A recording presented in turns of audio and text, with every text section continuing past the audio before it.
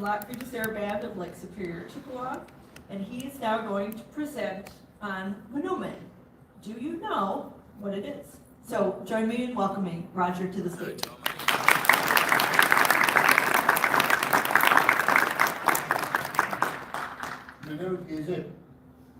I want to, say that I'm honored to be, anybody that could be presenting to you today.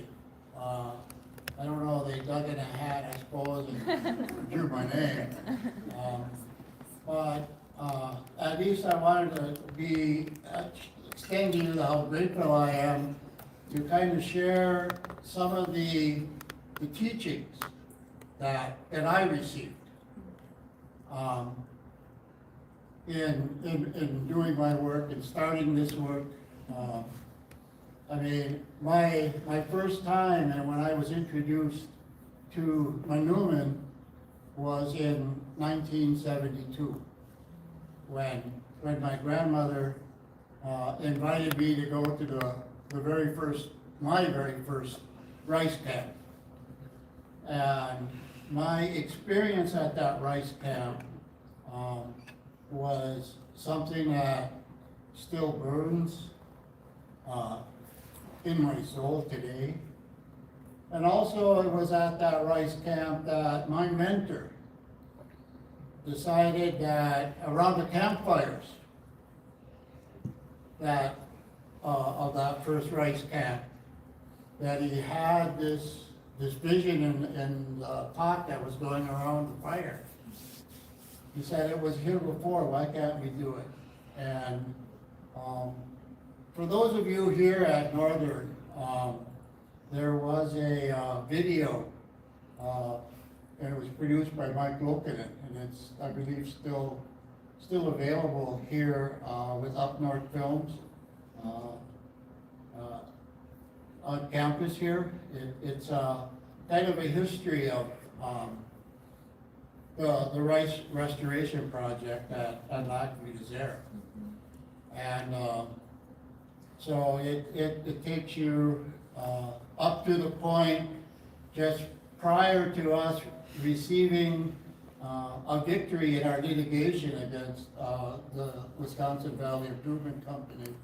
And we really started taking off for our wild rice restoration project on Gauthier. So I wanted to say at least that much, but now what I'd like to do is introduce myself and also say, Minduwi Ganiduk, Matikudabe Dishtikas, Bigudu Adem, Ojibwa Nishnabe and now. What I said was, I invited all of my ancestors and my family and my relatives to join us here today. And I introduced who I am, my spirit name, Matigunabe. And Matigunabe is translated into tree spirit. So now you're cursed.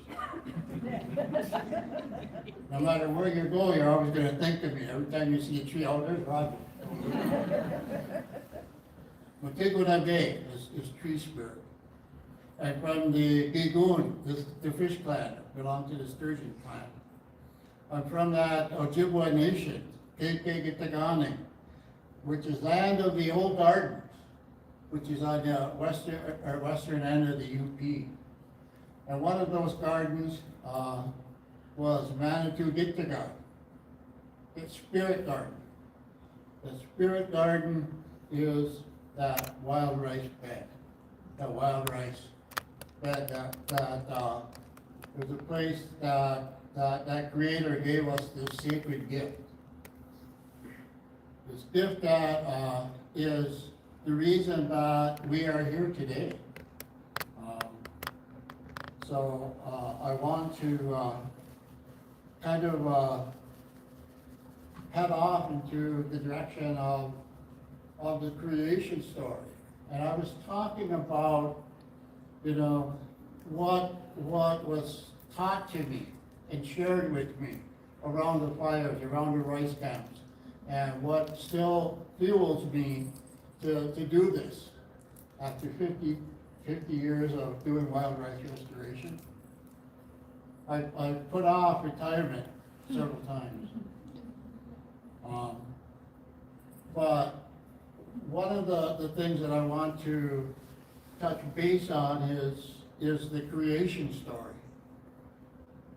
The creation story as was given to me was a little bit different than the King James Version in Genesis, 7 days, 7 nights, and everything else like that. My teachings say before the beginning, before that, the Creator, Ishimanadu, created this universe. The Creator. He created, the galaxies, the stars. Those stars are his thoughts. So he had lots of thoughts. How many stars are there? So before that beginning, and as he was developing this universe, one of the last things that he put was, because he was still lonely, is Mama Aki, Mother Earth, is one of the last things that he put in his creation. And one of the things that I wanted to share with you at this food symposium is that creation story in his creation of, Adam and Eve, or Adam and Eve.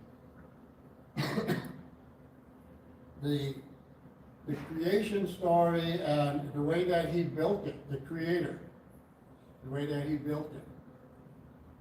He did it in 4 phases. I say phases, but in our teachings they're called the 4 orders. The 4 orders of creation.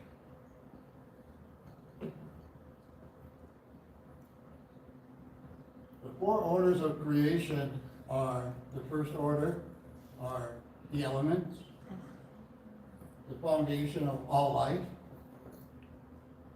The second order, the plant order. Third order, the wildlife, animal. And the fourth order, the last thing that he put was the humans, the human beings. Now, one of the things that I try to teach everybody, or share with everybody in this teaching, is these first 3 orders are non-human relatives. They are not inanimate objects. They are living things. They all have a spirit. They are relatives. They teach us. They've taught us. They sacrifice for us. They provide for us. So it's important to remember that they are family, and you treat them as such. That's why one of the first things too that I learned was that petition of Asema. The petition of Asema is that earning that honor, that respect, and gratitude for what each one of these first 3 orders give us.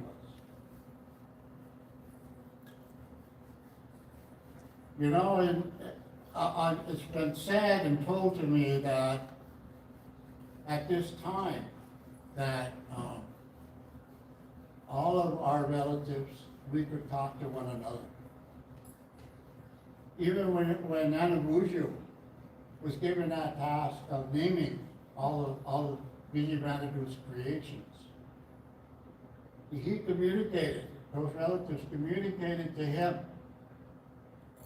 and they told him what they would sacrifice for that Anishinaabe people. when they come. And that's how they name. So when you start learning the initial they all in and how descriptive it is, those names, they tell you what that relative will give you, whether it be a food, medicine, or whatever. And so in that first order, these are the 4 building blocks.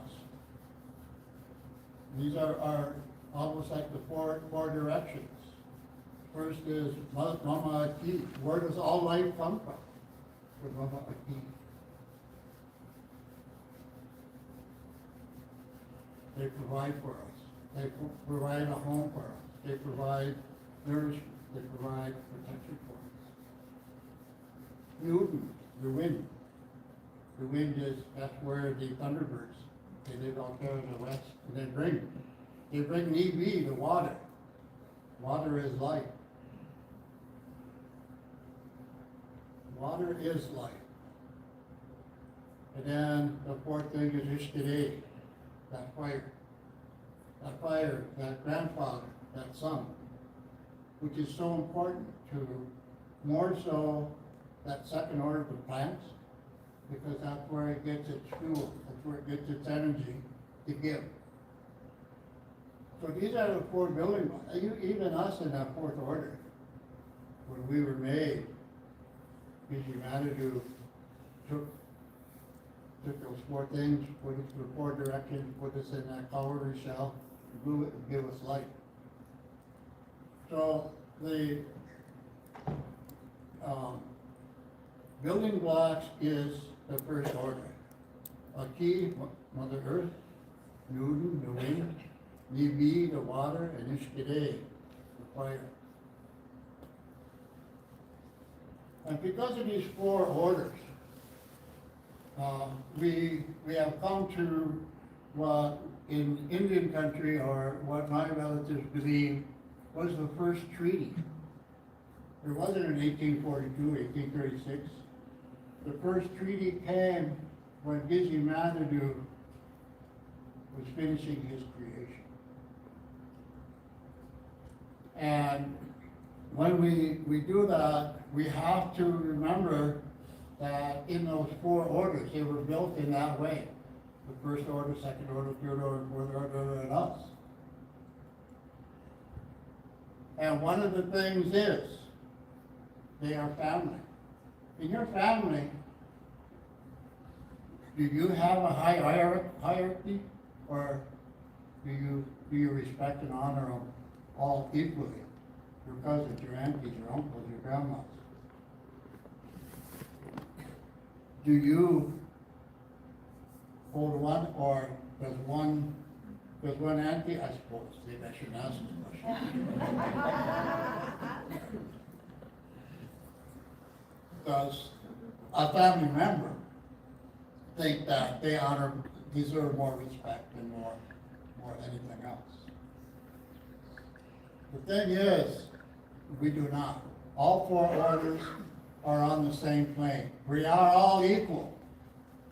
Just like the 4 species, the 4 colors, the 4 directions. The whites aren't over the blacks. The browns aren't over the blacks and the whites for power. We all need to live in harmony. Because one of the things that we need to realize is that we count on one another. Think about it. Do we make water? Do we make food? Do we make clothing? We rely on the mother orders. So we need to build up respect. And in this food thing this symposium is about how do we treat our food? How do we respect? How do we honor? How can we grow? How can we do that? And so the first treaty and the great laws of nature is, and that's when they say, what you do to Mother Nature, you do to yourself. And what I was taught is that you don't do anything to them that you wouldn't do to your own family members. Disrespect them, stomp on them, throw herbicides on them, throw fungicides on them, try to eradicate them. When the Creator made this, each and every one, each and every relative has a purpose. So, this is one of the things, the first treaty is we need to respect all the other orders. First order, one of the things that, since the ability of that fourth order to communicate with those first three orders, we are now, gratefully, we have accepted that responsibility to speak for those first three orders. One of the things that is mistaken is because we assume that responsibility to speak and we look at those first three orders, when we speak up for them, we are perceived in a negative way. You know what they title us as? An activist. Think about Standing Rock. Think about Line 5. Thinking about clean air, clean water. When we speak up for those other orders that are life, we are not respected, we are not heard. They do not understand that what we do to them, we do to ourselves. They do not understand that. So in that first treaty, is where we learn that we have to respect all of our non-human relatives in order for us. Because we are going to be coming to a time when we are going to have to make a decision. It is foretold, there's a prophecy that says we need, in the future, we may, and it may be nearer than what we think. We may have to make a decision. Are we going to continue to go the way that we're going now? Or are we going to go back to our old ways, our traditional ways, the way of our ancestors, the way of our elders, and do these things? That's what we need to consider. And so with that understanding, I had the honor of having Eddie Benton Benet, Wawewadon, as my Grand Chief in the Medewan Lodge, that I am a Medewan. Until he walked on, he also was a great influence on me, gave me a lot of knowledge and stories about Manuman and about the way that the animals in all orders have provided for us. How each and every relative would teach us something about life, about living, caring, loving, forgiving, trusting, believing. Those are the things. But even why we hold Manuman in our community and in the Tree Flyers community so high is because of this teaching. It's the migration story. And just like the creation story before the Garden of Eden, this migration story starts before 1492. Everybody knows what happened in 1492, right? those Westerners set foot on that eastern shore. But prior to that, I'm told that there was a woman who had this recurring dream. This dream was, she was standing on the water, she was standing on something in the water. And she was facing that direction where the sun sets. She kept having that. So she went to the spiritual leaders. And she asked for an interpretation of that dream.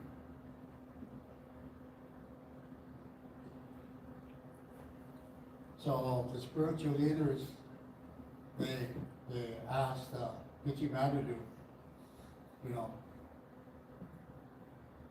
if they could find out what or why this woman was having this recurring dream. And what the Creator's response was, he sent 7 prophets. 7 times. 7 times he sent a prophet. One time he sent 2. But on that first, and because of each visit, each one brought a prophecy. So what I want to share with you today is, in part, that first and third prophecy. That first prophecy said that we needed to leave. We needed to leave our homeland, where we, as far as you could see, was the fires of the 3 fires people. We were in great numbers at that time. They said we needed to leave, because if we did not leave, we were going to face death and destruction. And think about it today. There's a lot of pieces of land and property and everything that are indigenous along that up and down that eastern seaboard. But how many indigenous communities do you know that are up and down that eastern seaboard?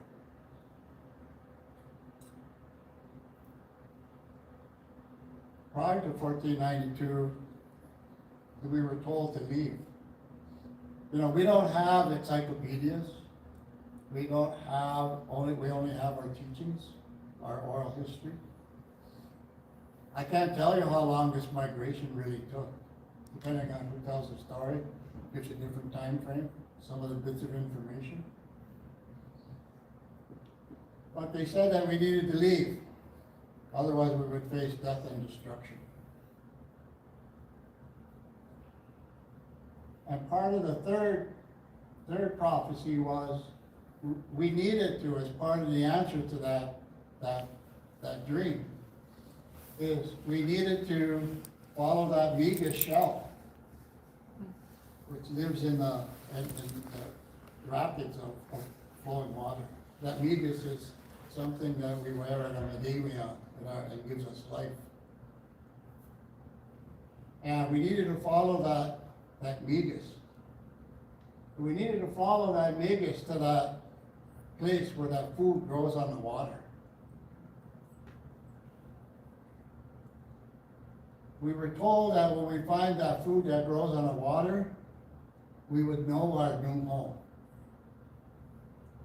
That new home, that migration ended over there on Madeline Island, on the western end of Lake Superior. And we found that food that grows on the water, which is manumin. That's what manumin is.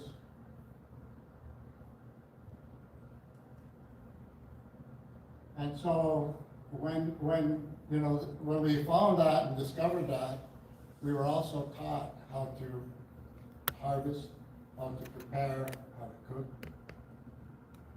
and be able to store this manumin. So that's one of the things that our community has continued to do. I mean, that was the reason for the first time in 1972 I was taken to my very first wild rice camp. It's because my elders continued to do this. And I mean, I was taught the old way, the traditional way. I don't know, if it don't warm up, I might not be doing it this afternoon. Anybody bring up an extra pair of long johns for me to get out there?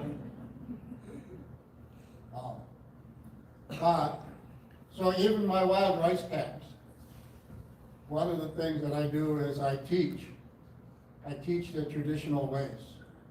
I teach how to make the harvesting tools from the materials and the gifts from Mother Earth. The push poles, the knockers, the winnowing baskets, and the birch bark, doing all these things. I teach these. Because what happens when it comes to that point where we may have to make that decision to go on the way we're going, or do we need to return back to our traditional ways, which is food sovereignty. A lot of our communities are doing that. And so when we found that, we fulfilled all of these prophecies. You know, they're still here. We did not, you know, we're not gone. At this point, you know, when I talk about, you know, before the beginning, you know, also, we also refer to, you know, parts of Mother Earth as also Turtle Island. You know, and when we look at that, so I also like to say, when people hear that term Turtle Island, do you really know what it means? If you look at North America, can you see a turtle? Close your eyes once. Pretend you're up there on one of those satellites, you know, what is it? 30 miles, 40 miles up above Earth. And look at North America. Do you see a turtle? You're looking at North America?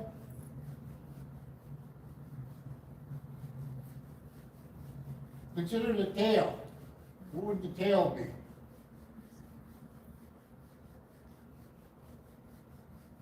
Mexico? That would be the tail. Where would the right hind leg be? Florida. Florida. Where would the left hind leg be? The Baja. The Baja Peninsula. Where would the left front leg be? The Aleutian Islands in Alaska. The right front leg, New Brunswick, Maine. And if you look at the head, it's up out there around the Arctic Circle. That's the head. So that's the turtle. Now, if you can envision that turtle and envision where the heart is, where's the heart? That heart of that turtle. That Great Lakes Basin. The largest freshwater source of water on MIT. We live here. This is our homeland. We were directed here. We were here. In our community, wild rice is one that has been really elevated as high as it can, rather than the four medicines in the four different directions. In our community, sometimes we replace that asema with manumin when we approach and petition somebody to be given and expected to receive something. Manumin is that high. As the asema, the sage, the sweet grass, and the cedar. Those are all other things. But manumin is really, really up there. And you know, earlier they were talking about food being a medicine. Here's a graph. I think there was a question about the difference between white rice, brown rice, and wild rice. Here's a graph that shows why manumin is so important as a medicine. and what it does, and why, you know, we were kind of, really, really resistant when it came, before disease was brought into our communities. But here is, if you look at, one of the things I really like about this is the zinc. In our immune system, how high and what it can give us. Zinc is the last one. But you get the vitamin B, and all the importance of this wild rice and how it can help you control. Heard about the diabetes, about the heart conditions, the cardiovascular diseases. When you start including manure in your diet, I mean, for me, sometimes I have to adjust it depending on my harvesting season, or my ability to get out and harvest, or how much I could actually buy if I don't really like to buy. Sometimes I have to ration it, but I do include manure at least on a weekly basis. I usually make the big dish of wild rice. Here's another graph of basically the same thing, but really the zinc, the niacin, the vitamin B, which is good for your protein and muscle building, and the dietary fiber. Here's another way of just explaining it. And because of these things, and it was talked about, our language, what's important. One of the other big things, it's becoming more popular today, is manure. But one of the other things is my mentor told us that, there's a couple things that we need to fight for. One is our language, and the other one is manure. Because when you think of wild rice, who do you think of? Which group do you think about? Because wild rice was what's dominant in the heartbeat, or heart of Turtle Island.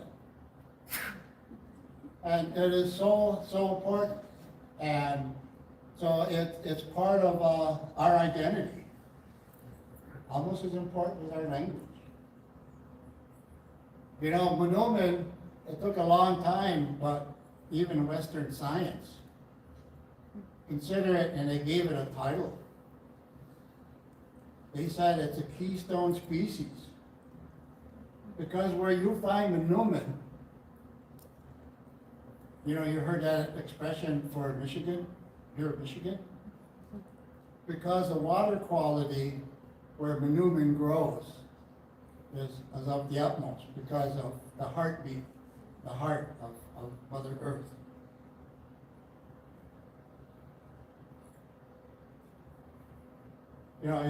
It's that important to us.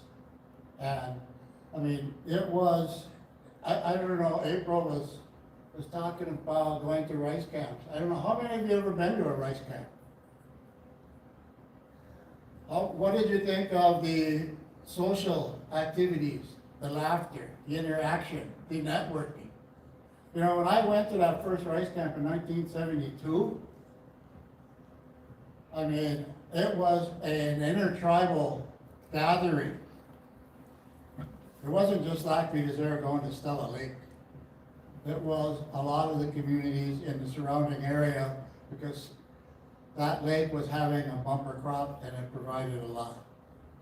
So the stories, the laughter, identifying, the tool making, all of that stuff, and then coming to find out we need to try to harvest for everyone in our community, to provide for our community until the next harvesting season. And if you ever go to and find out or watch the processing of manure the traditional way, I mean, without the Illuminator area.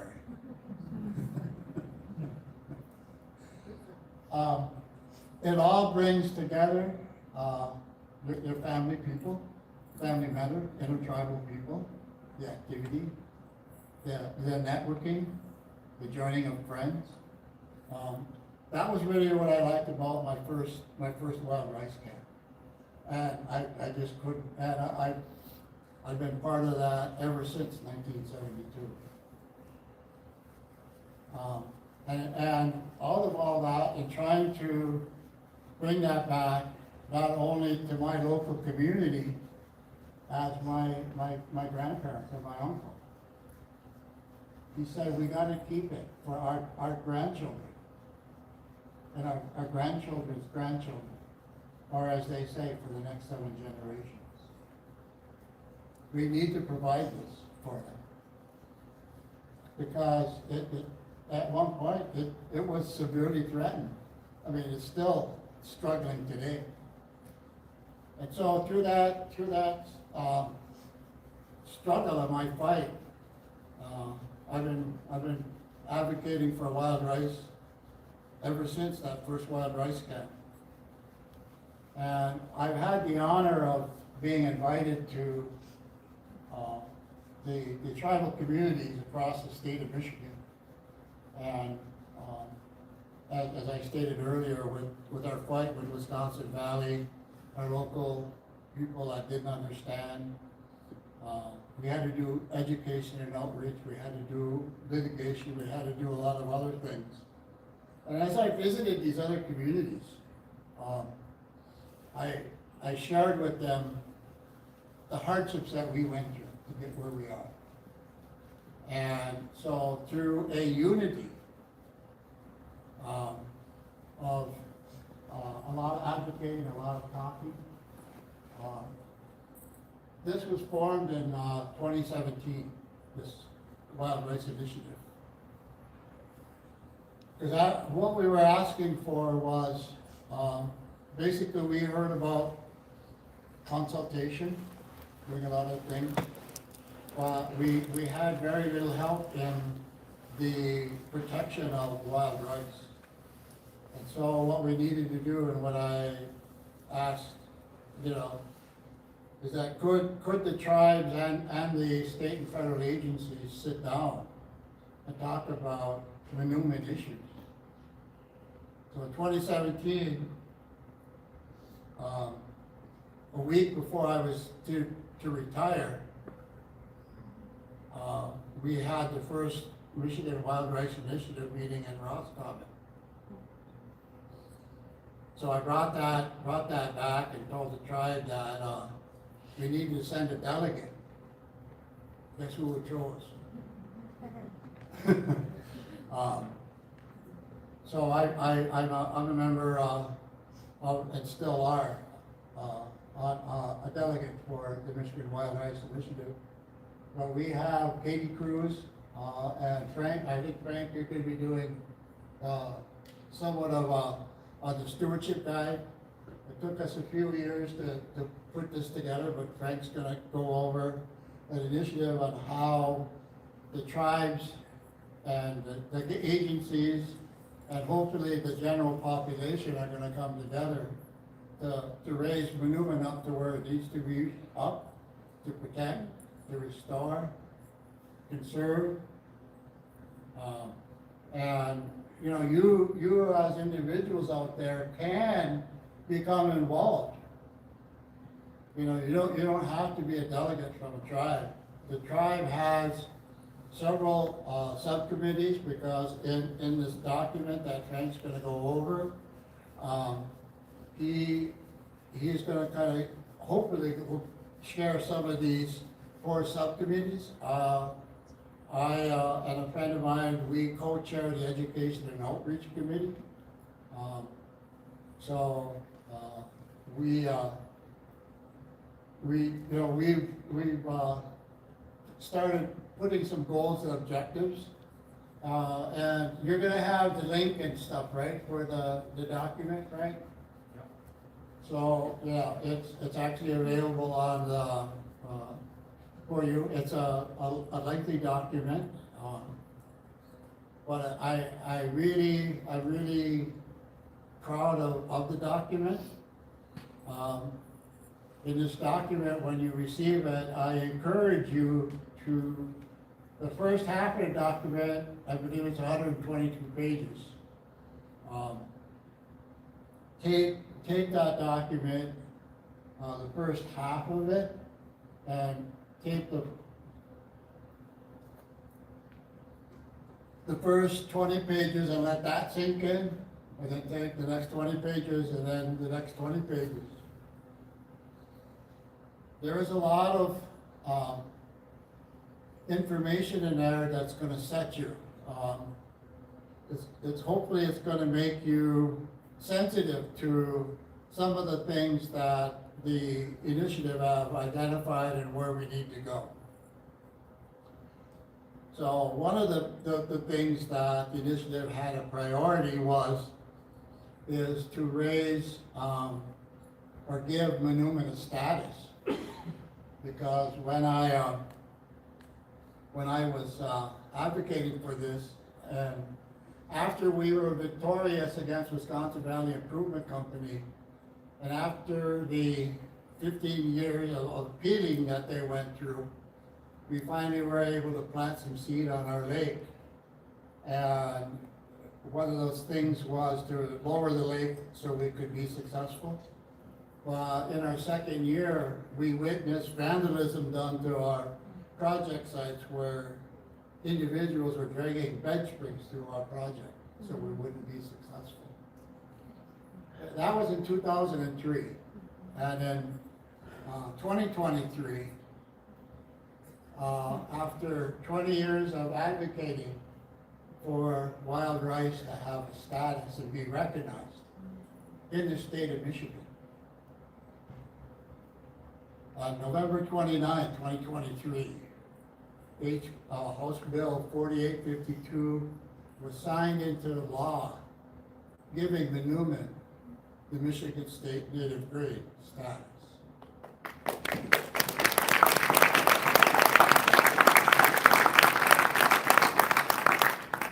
So I was invited down there by the governor. But it wasn't me. It was a collaborative, and it was the unity of the tribes that accomplished this because their voices were heard. I just was the instigator, if you want to call it that. The tribes were the agitator, and they were successful at it. But my grandpa said there's two people involved in a fight, an instigator and an agitator. That's right.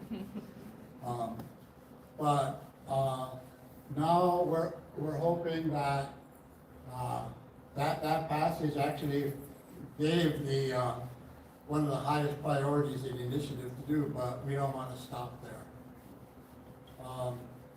If you really want to find out about, I was part of the Michigan Native Wild Rice Coalition before the initiative. I and a friend of mine from Ferris State, Scott Herron, were co-chairs of the Native Wild Rice when we were advocating. But there are a lot of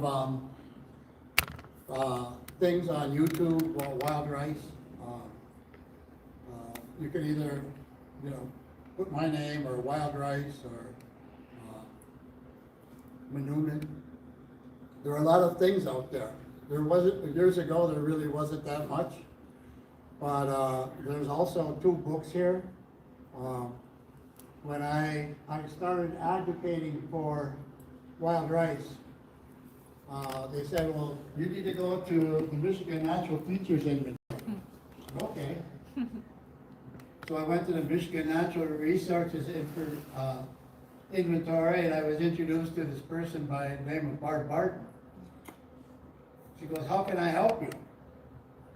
I said, we have this plant I think is almost extinct, and they told me I needed to come to you. She goes, oh yeah, what is that? And I said, it's Zania palustris. She goes, huh? I said, yeah, it's wild rice. wild rice. Does that grow in Michigan? Hmm. I mentored her for a few years. I was asked to write a book. The creator put Barb on my road, and Barb wrote a book. It's a very, it's the story of wild rice in Michigan and how it was basically disrespected and really wasn't important. But she ended up being a very strong advocate for me in Lansing and everything else. And then I had another author come and visit. I believe it's chapter 6, Harvest is a piece on lackweed is there. But like I say, there's a bunch of stuff on you can Google or on YouTube. With that, I want to say Chief Witch for giving the opportunity to share what inspires me and why I do what I do. And I put up there both of my emails because I don't know how long before I retire. So someday if you send to my work email, I'll probably take it back. My account's closed. That's because if that happens, that means I retired. You gotta rely on the final one. TC Rights Keeper. Hopefully you remember that email. But the thing is TC got Rights Keeper. So with that, does anybody have any questions? Questions? Very thorough.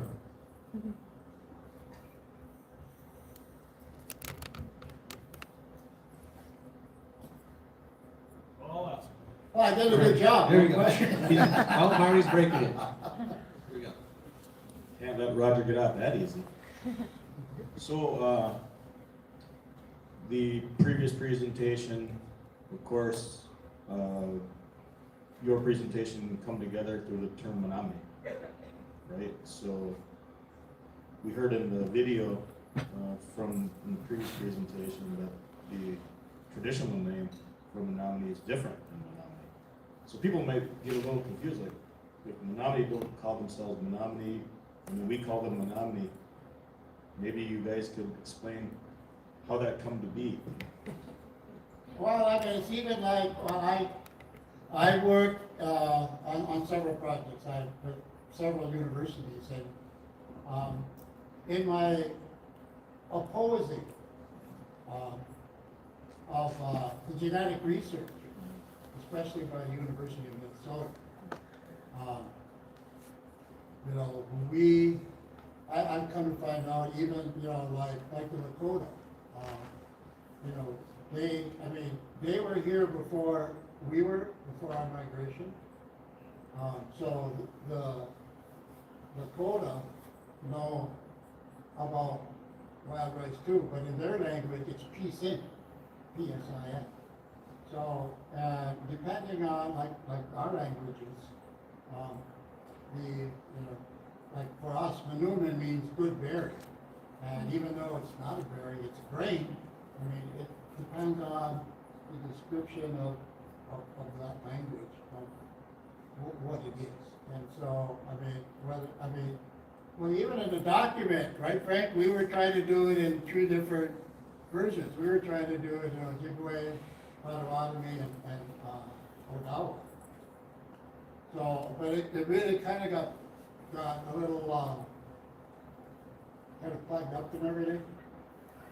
So we kind of reduced it. So, but in there it shows how even in the Tree Flyers people, how they even spell it and say it different. It pretty much sounds the same, but it's not the same. And again, I think it's the author's interpretation of putting it to paper, and what they hear, phonetically maybe. So it's a little bit different. But when everybody recognizes it, more so by their, scientific name, like Zizania aquatica, Zizania palustris.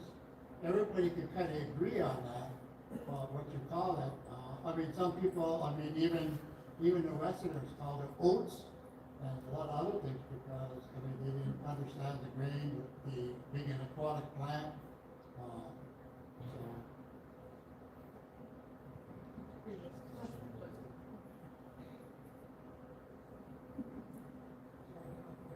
I'm gonna call on Jen too to help me, but to try and answer his question, he was asking why we're referred to as Menominee, but in the video, Gary introduced us as Kayak Shmachitawak. So Menominee, to my understanding, and I'm gonna pull on Jen too, my understanding is Menominee is actually an Algonquin term that comes from our sister tribes, our Ojibwe nations.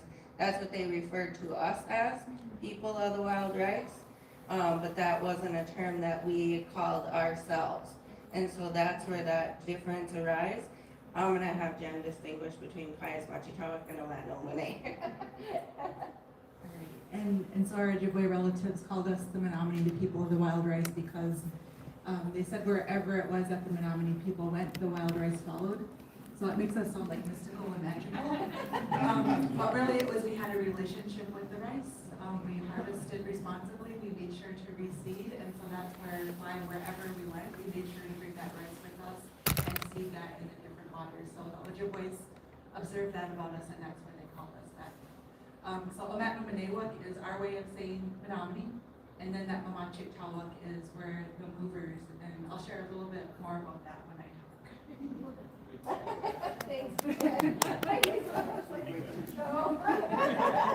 Did you hear that? Looks like we got some great segues here. Great intro, Marty. Got one for one last question. Way over there. Rosie, go ahead.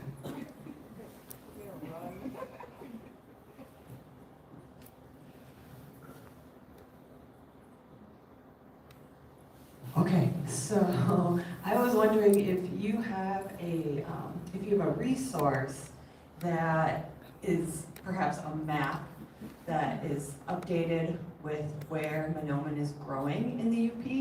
Do you know of any resources like that? it's funny you should say that. One of the biggest problems that we have, as I stated, like the problem that we had, my education and outreach program also is kind of like a double-edged sword. It doesn't only benefit one side. So, I mean, when you try to educate the general public on the importance of, and try to make them sensitive and make them kind of open to why it's important to us and why we need to preserve it, why it's important to the ducks, why it's important to whatever. One of the problems and the need for some possible regulations, which the initiative is going to be recommending for harvesting policies and everything else. But up until the tribes in their restoration projects, until wild rice can become, how do I put this, readily available. You know, the places where wild rice grows and where the tribes are doing restoration projects. And because of a lack of protection, especially on general public waters or land, the tribes, you know, even though they're moving forward with these restoration projects, lack protection. So one of the things that like our tribe does is with eagle, we're having problems with eagle, but is they wanted us to put polygrams of our wild rice projects. And the tribes are opposed to that because anything that you do, like for you, if you want to look for a place, you could go on the internet because it's public knowledge. So the tribes are kind of protecting those, but in the inventory,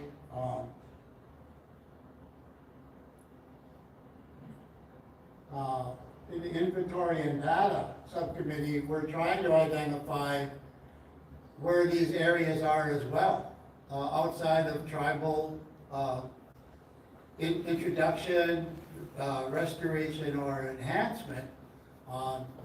Because one of the policies that we have, or priorities in restoring, is to try to find a local native seed that doesn't have to be very adaptive to an area close to where you want to plant it.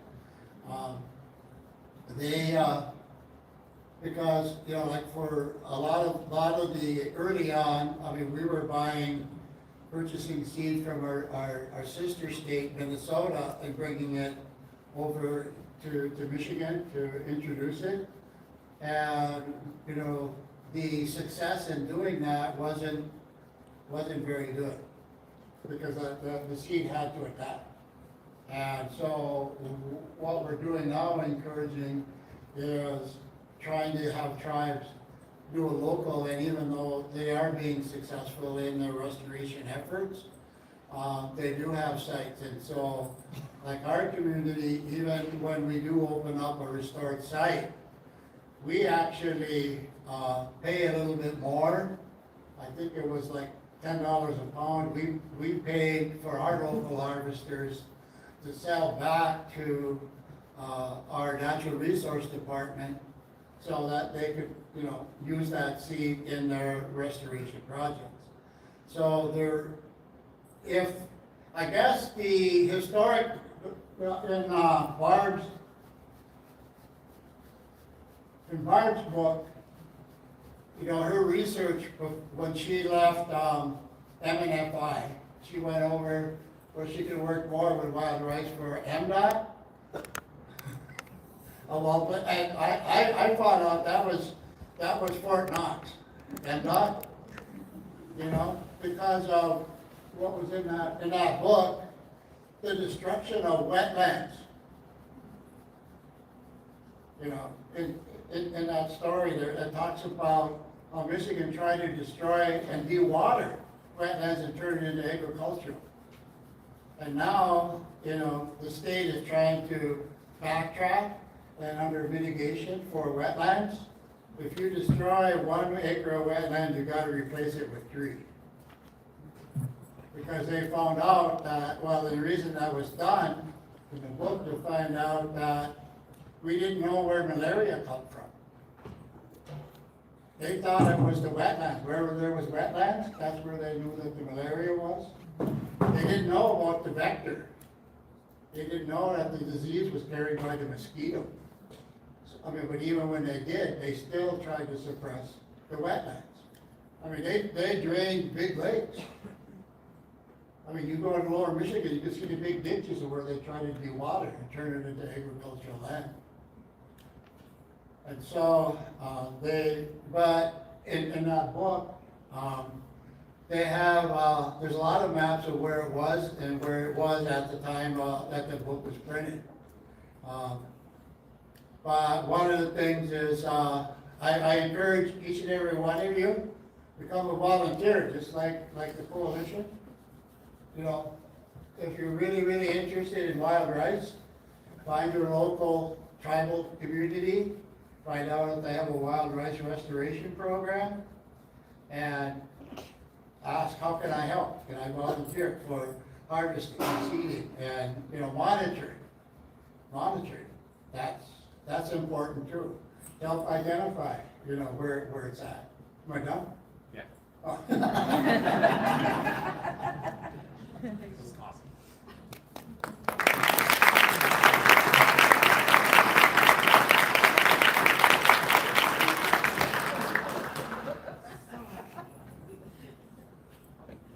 Love you, Jenny. Thank you for being here.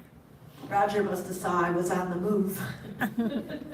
Oh my gosh, Chimiigwech, Roger, for that. It was really good to hear so many of the kind of the stories that root us and ground us in the ways of believing, as well as some of the contemporary efforts that have been done to protect wild rice. I'm going to move out of the way for a second, or this way. I also was reminded yesterday of some other efforts in conjunction with some of the work that Roger has done. We hosted a wild rice popping demonstration for our students and some guests yesterday with Don and Carlene Chosa. And we were talking about the time we offered a class where they went to Lac Pre Désert. Our students from NMU went to Lac Pre Désert for a conference for a few days. I want to say it was about 2006, 2007. And even back then, there was, some real momentum. And so it's good to see how much that momentum has been paying off and the things that have been growing from it. And we actually, Don Chosa used rice from around Keweenaw Bay area that we were part of the process in collaboration with the Cedar Tree Institute in helping to plant. But when asked about the locations, I think that's a demonstration of academic sovereignty, data sovereignty, and tribal sovereignty to say, nope, the tribes are gonna decide when that information is gonna be released. And if you want to know, volunteer with us and you'll be on the water. Right? So it's not about maybe a map on the computer, but getting that boat and be on the water with us volunteering and helping. So miigwech for all of that, Roger. We now turn to Jennifer Gauthier. Jennifer is the director of the Sustainable Development Institute at the College of Menominee Nation, also. And a role in which she leads efforts to integrate Indigenous knowledge, cultural integrity, and sustainability into education, research, and community outreach. I accidentally printed two-sided. As an enrolled member of the Menominee Nation, she draws on her heritage and values to guide her work, especially through the Menominee theoretical model of sustainability. Jennifer brings both academic rigor and lived experience to her leadership. Her professional journey includes years in tribal government, including extensive work focused on local government planning, health-oriented community development, and Indigenous food sovereignty. She serves as adjunct faculty for the University of Wisconsin-Oshkosh and notes she is deeply invested in cultural revival and community arts. Jennifer is a Menominee language learner, an artisan, seamstress, and beater, and an aspiring weaver. She engages in practices that inform and enrich her view of sustainable community development. Under her direction, the Sustainable Development Institute works towards strengthening resilient, equitable communities, fostering food systems, elevating Indigenous voices, and advancing sustainability initiatives rooted in place and tradition. Jennifer's leadership exemplifies the intersection of cultural stewardship, academic inquiry, and community-rooted action. Please join me in welcoming our keynote speaker for today, Jennifer Gauthier.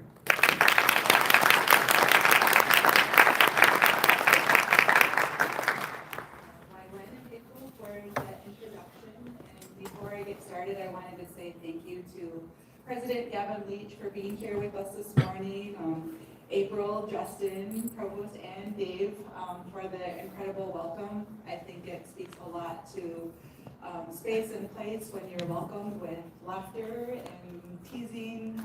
That really means a lot. And I'm also really grateful to share the stage with Stephanie and with Roger. Stephanie I've known since we were little kids.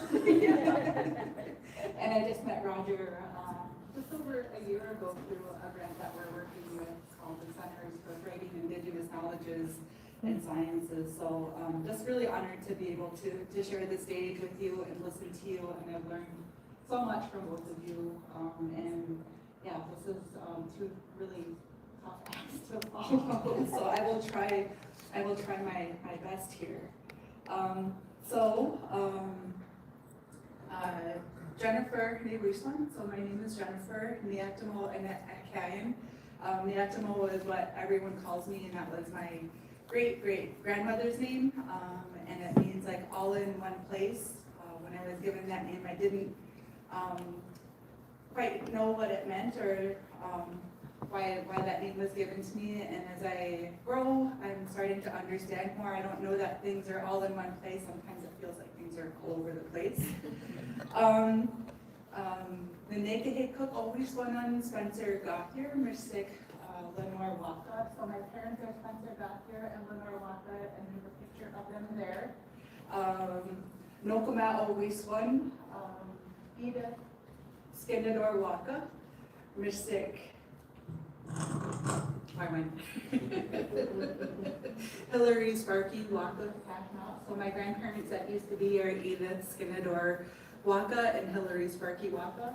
And Mishik, then Nokoma always won Cynthia Winnishik Gauthier, Mystic Namasos, always won Theodore Jesse Gauthier Kashmau. And those are my grandparents on my father's side, that Cynthia Winnishik Gauthier and Theodore Jesse Gauthier, and they used to be as well.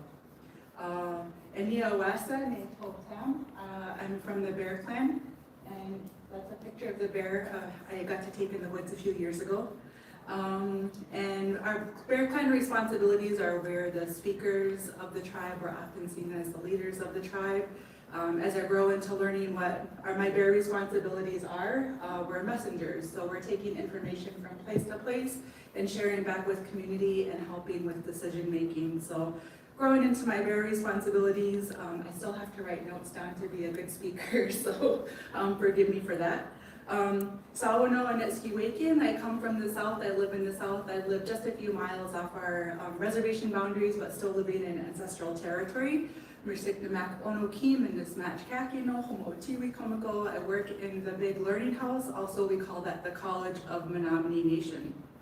Mershik the match Mamache Tawak. So I am a mover. I am completely connected to being Menominee and learning all of our ways. So what I shared with you is an introduction and a little bit of insight into our ways of knowing. At home, this is how we introduce ourselves. It imbues relationships, so we know who everyone is related to and who they're connected to.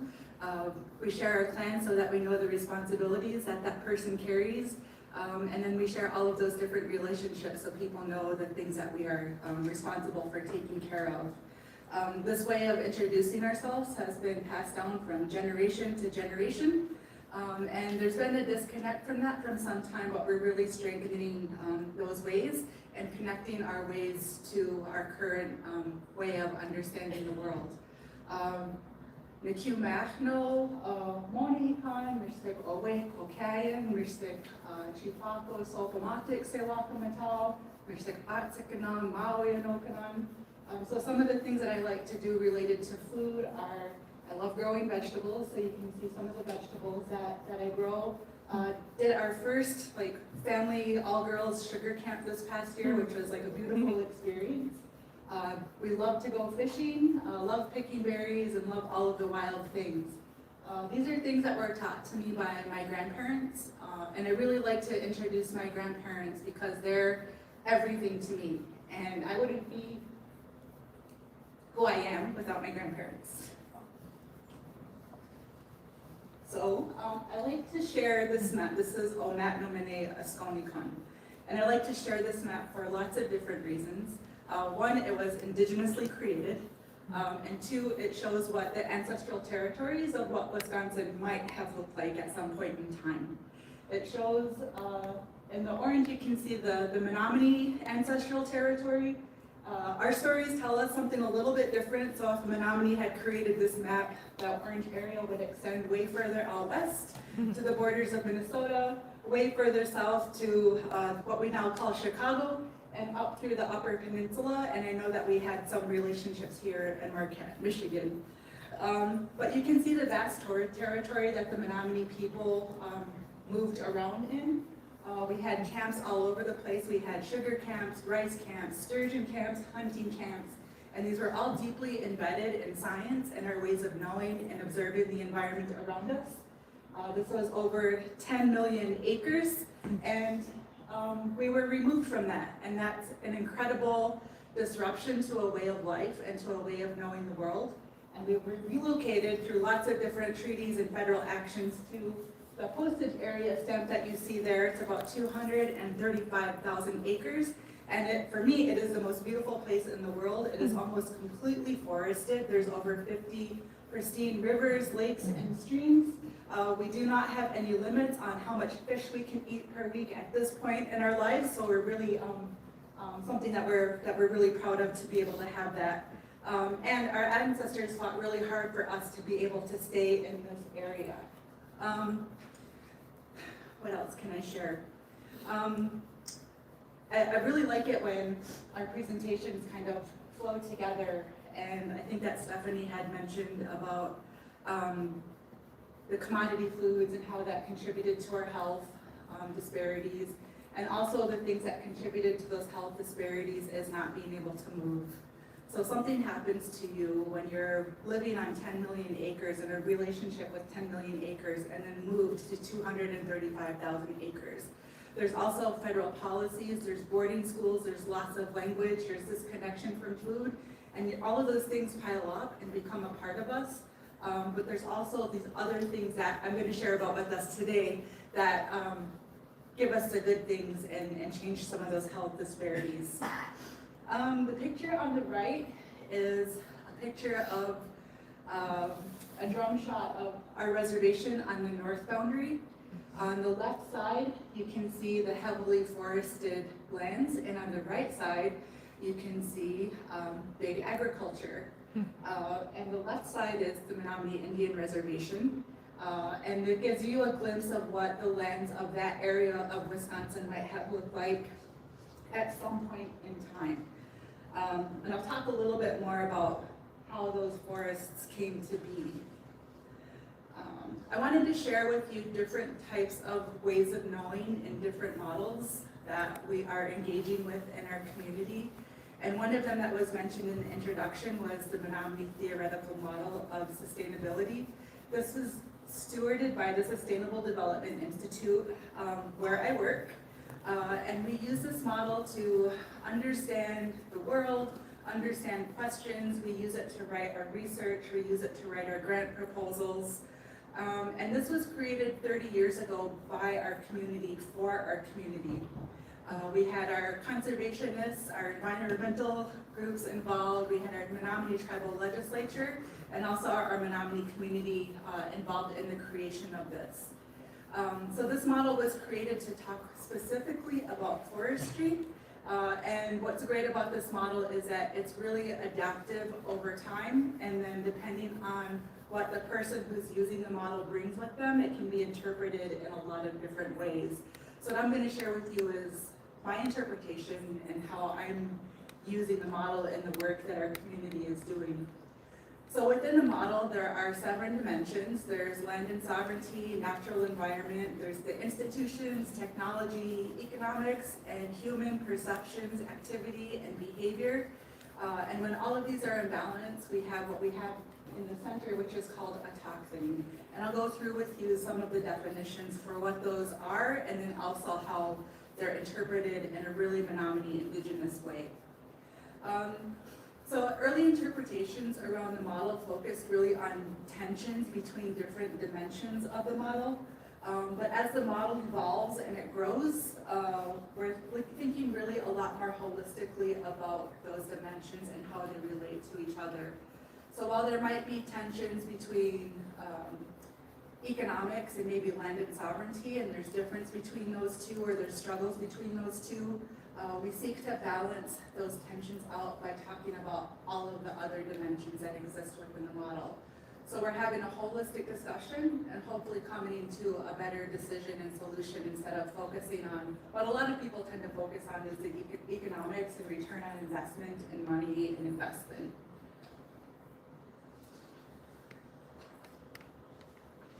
So really briefly, the land and sovereignty dimension is concerned with how decisions are made for land and community. In Menominee, we have our conservation code, and we have our Menominee Tribal Legislature that creates ordinances to protect our reservation. We actually have a closed reservation where only enrolled tribal members are allowed to access and use the land and fish and hunt and gather. And we have our cultural leaders that provide guidance, and they share their observations about the land. And specific to this year, it was really a tough ricing year in our community, and our cultural leaders were the ones that decided that no ricing this year, we need to let it rest and repair and take care of itself. Natural environment, it includes Menominee understandings that everything is connected and related. This includes people, communities, plants, animals, rocks, water, air, all of those things that exist in our environment. So because I'm a woodland person and a tree person, I have lots of tree examples to share with you. So when we walk through our forests, we see trees everywhere, but when we look at the forest with our Menominee eyes, we can see that there are grandfather trees. And I encourage you to do this when you walk into the woods. Look and find that grandfather tree. You will see it. And within that grandfather tree, you can see its family. So there will be smaller trees that are surrounding the grandfather tree. There are saplings. If you look on the ground, you will find mosses, you will find fungi, rotting leaves, ferns, and all different kinds of plants. Our trees do not exist alone in a healthy forest, in a healthy environment. There's this large network of relationship that exists, and this contributes to the overall health of our forests. So you can walk through the Menominee Indian Reservation and see lots of grandfathers, and you can see their families and the things that exist, and they're all taking care of each other. We have the institution dimension, and this refers to structures that develop and enforce rules of behavior and social interactions. This includes the dynamic between humans, plants, and animals, and the environment. Institutions, the image automatically makes you think of buildings and structures, but institutions also refers to those families, our clan ways of knowing, the moon systems and the moon calendar, and then also plants, specifically like wild rice. It's this whole different learning system with lots of different relationships that are needed for that plant to grow. In the technology dimension, we focus on rural community access to modern advances in telecommunication, and this is expanded to include the cultural tools and practices. Today we understand this as how humans do things or how humans get things done.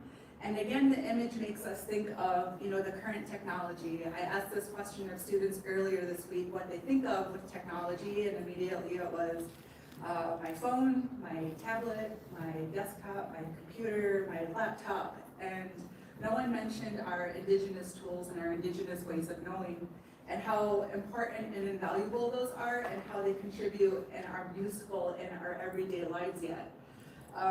So our Menominee ways to connect are still used today, and we see that coming back stronger and stronger in our maple syrup practices and our wild rice harvesting. Our ancestors understood trees in a way different way than we did, and they passed that knowledge along to us. They understood both the medicinal and utilitarian uses of bark. So a specific example I have is birch bark. Our ancestors knew that birch bark had antiseptic qualities, and that it would also preserve our maple sugars and prevent it from molding. I had the opportunity to go to the Smithsonian Institute and see some of our, I don't know what to call them, our stolen items. And they let us know that they were covered in arsenic for preservation. So we got to see some birch bark baskets from the 1800s, and when they opened the cabinet, we were like overwhelmed with the smell of maple syrup, and it was incredible. And then we started dreaming about those things, and then we started making those baskets again at home so that we could preserve our sugars. So more and more we're seeing people rely on our technology, our indigenous technology, and our ways of doing things. The economics dimension incorporates multiple scales ranging from individual household to the tribe, region, nation, and globe. We often think of cash, credit, consumerism. And when we think of it from our ways, we think about bartering and giving and sharing, and how our indigenous economies were centered on relationships rather than the exchange of goods. So spending time with somebody was valuable. Sharing a cup of coffee with somebody was valuable, and that was our way of seeing wealth. Human perception, activity, and behaviors relates to individual perceptions, activities, and behaviors to community understandings, values, and collective pursuits. So our families' experiences and values shape our perceptions. So when we're engaged with our traditional knowledge systems, when we're engaged with our indigenous languages, and we're practicing our indigenous ways of life, this changes and shapes how we perceive the world and how we make decisions. So when we're doing things and we're making decisions, some questions to think about: are we deciding for the now, or are we thinking of future generations? And the values that we carry informs how we respond and perceive the world. So the last dimension is the Menominee autochthony. It's a core cultural value and key component of the model. This final concept addresses how the Menominee people have balanced the 6 dimensions of sustainable development. Autochthony implies a cultural value and belief that the health of the land and people are one, and that there is a profound connection to and relationship with the land. So as I engage with this model, and as my team engages with this model, we're thinking that when all dimensions are intentionally reflected upon and implemented, it's believed that we have balance, and that it leads to autochthony and that profound connection to land. Throughout rural Wisconsin, we hear about young people leaving their communities for jobs and opportunities, but for our Menominee community, and I think I can say for lots of tribal communities, our young people have a profound connection to home. We feel that responsibility to our families and our community, for preserving our culture, for learning our languages, perpetuating our arts, taking care of the forest, and so much more. We can feel that responsibility in our DNA, and we have a responsibility to share what's given to us. We want to make sure that these ways are here for future generations, and unlike all of those other rural communities in Wisconsin, our young people want to stay home. And I'm so happy that Stephanie is here, because she is one of those people, like, she understands and she is committed to home, and you can see the wonderful work that she's doing to make our community a better place. Within our community, I believe it was 10 years ago, maybe a little bit longer, we worked on a map, and we wanted to understand where our community was living. So our reservation is 235,000 acres. We have roughly 8,800 Menominees that are enrolled members of the tribe. Of that 8,800, half of them live on the reservation. The other half of that half live within 50 miles of the reservation. And the other half of that half live within 150 miles of the reservation. So we stay close to home. And those that don't live in the reservation, they live throughout the world. They join the military and are living in other communities. And that's a really small percentage, but we have that autonomy and that connection, that deep, profound connection to home. So that's the Menominee theoretical model of sustainability.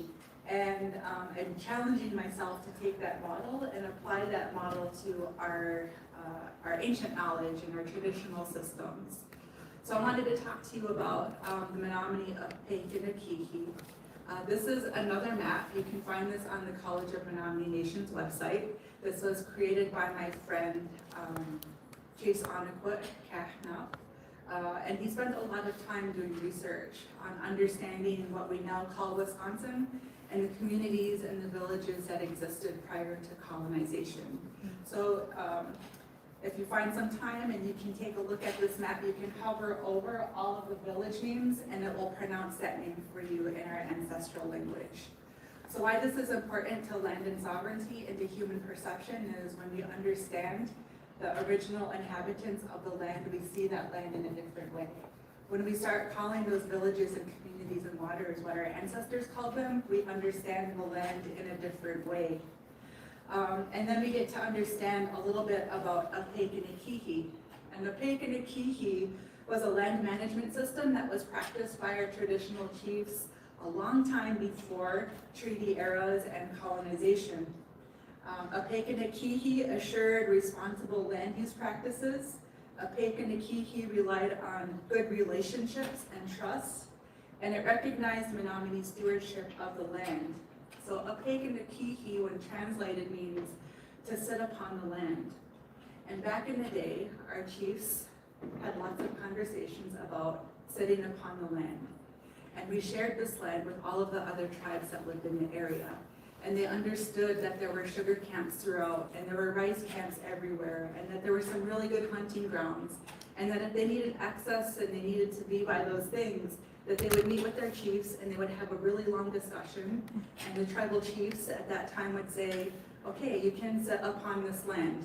And different tribes would visit and they would sit upon the land and gather the things that they needed. And it was reciprocal. And when the tribes, we needed resources or we needed foods from other tribes, that relationship started over again.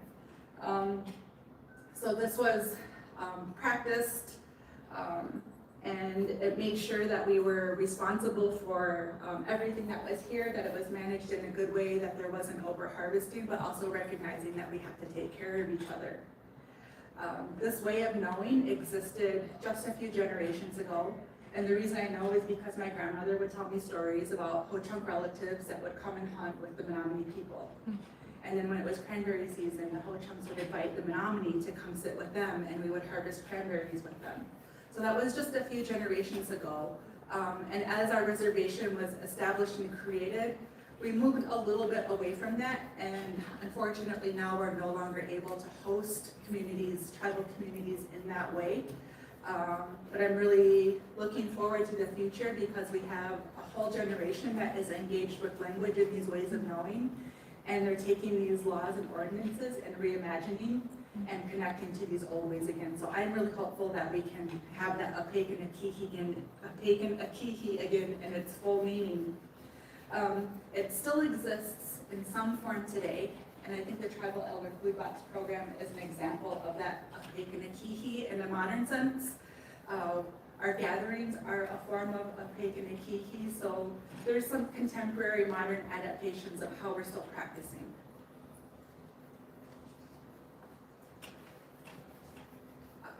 Menominee people are known for our forests, not only in the United States, but throughout the world. We have visitors from all over that visit, usually indigenous communities from Japan, South America, and New Zealand that want to understand our forestry and our management system. So again, this was a system that was created by Chief Oshkosh during the time of removal. He had incredible foresight, knew that the world was changing, knew that 235,000 acres was not enough to sustain our foodways that we had traditionally practiced. And he saw that there were forests, and his advice and his guidance at that time was, and I'll quote, to start with the rising sun and work toward the setting sun, but take only the mature trees, the sick trees, and the trees that have fallen, and when you reach the end of the reservation, turn and cut from the setting sun to the rising sun, and the trees will last forever. So, we adapted from 10 million acres to 235,000 acres. We adopted these sustainable forestry practices, and through the leadership of Okimau Oskas, or as we call him, Chief Oshkosh today, and some other Menominee chiefs, we adapted our ways and cared for the lands upon which we now sit to ensure that this piece of land, that 235,000 acres, existed for future generations. So our community is committed to this lifeway, and core to our sustainable values are responsibility, relationships, and thinking of those next generations. And so because of Chief Oshkosh, we have this with our land management system, the focus on sustainability. And while that sustainability practice has to evolve because times are changing and climates are changing and environments are changing, we still have our forests. And we're still able to practice those sustainable ways. And because of Chief Oshkosh and all of our incredible foresters that are doing the hard work today, we have this beautiful reservation that has more trees than when we were first moved to the reservation.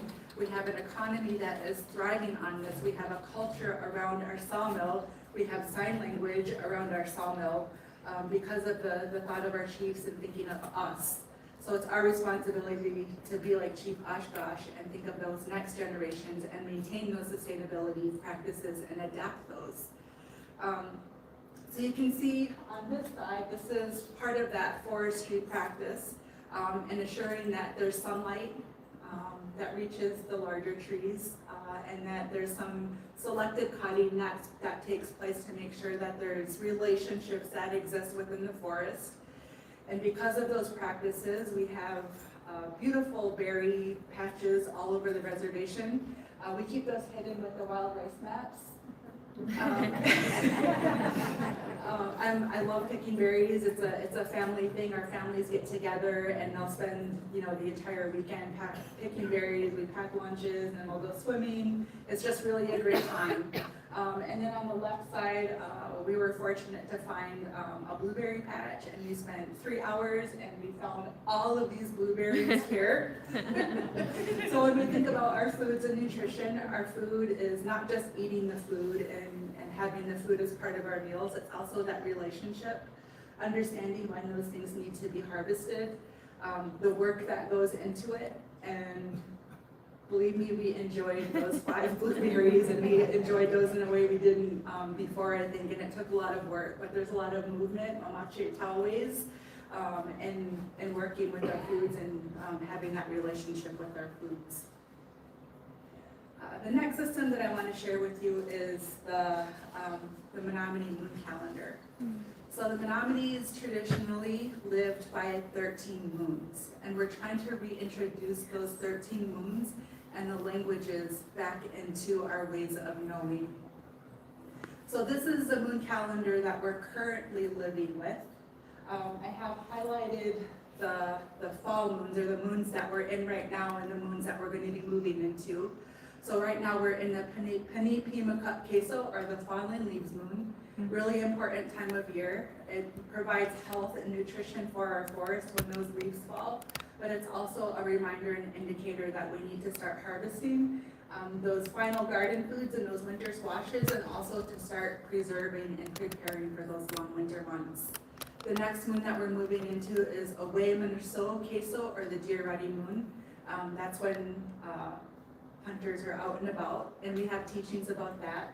And I'm trying to think of a teaching that we have about harvesting deer, and noticing the amount of fat that they have will tell you what kind of winter that you're going to have. So there's lots of teachings that are connected with not just the celestial beings, but how we practice, and there's lots of relationships that exist. It's very complicated, but also like once you understand and learn, it really becomes something amazing.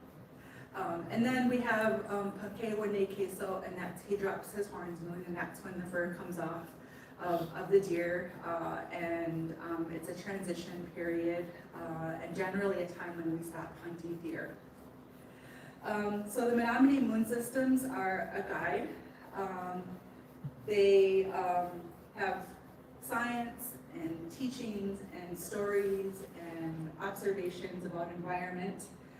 We're working to connect to these and so understand the indigenous map here. So I think in the Gregorian calendar there's 12, and ours there's 13. And there's this really complicated Menominee map that creates that 13th moon that we're trying to understand and trying to learn. When we look at the moon guide and our mover ways, we can see the observations and how these moons are starting to shift. So when we start looking at the moons and what their names are and the activities are happening, we can see that there's a lot of changes happening. And I'll just share really quickly one specific moon is the sugar making moon, Supumahwan Queso. And back in the day, it was generally like March or April when people would start tapping trees and start making sugar. What we've noticed in the last 10 years is that it's really unpredictable. Sometimes it's starting at the end of January, which is the handshaking moon, or the moon that you're supposed to be out visiting people. And sometimes it'll be in March when it's the crested snow moon, and we're noticing that the length in the sugaring season varies from year to year. So we could have a really good sugar season one year, and the next year the sap might run for a week or two. So we're seeing some climate changes, and we're hoping that when people observe and they're living by these moons, they're starting to see those changes and starting to see the world in a different way.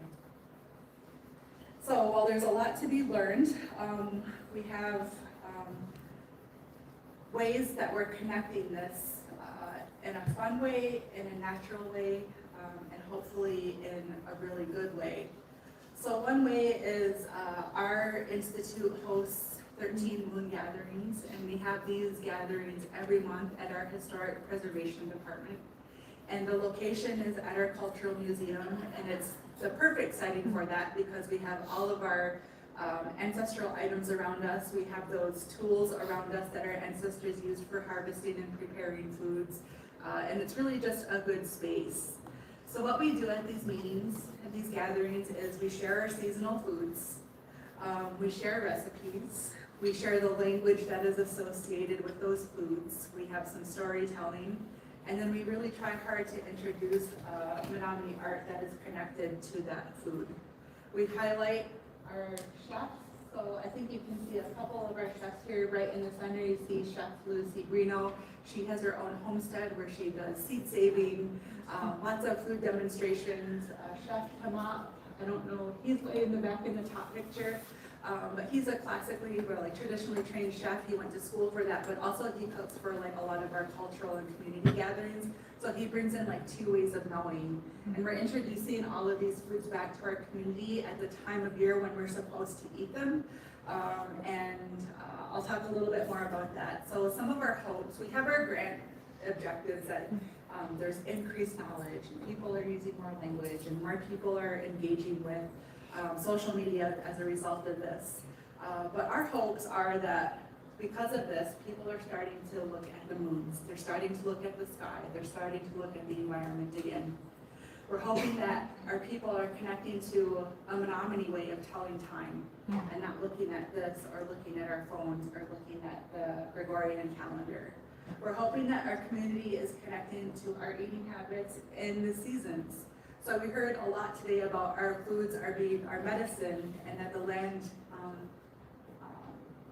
our land gives us the medicines that we need at different times of the year. So specifically, I'll go back to the maple sugar moon, and then the moon before that is the soccer moon. It was the hardest time for our communities, the hardest time for our people, and so the ice fishing and the dams, or the rivers breaking up, were a time for us to harvest sturgeon, and it provided us like incredible nutrition at a time of year when we were, maybe deficient in nutrients. And then we had the maple sugar come, and again, provided us some incredible nutrition at a time of year when we needed it.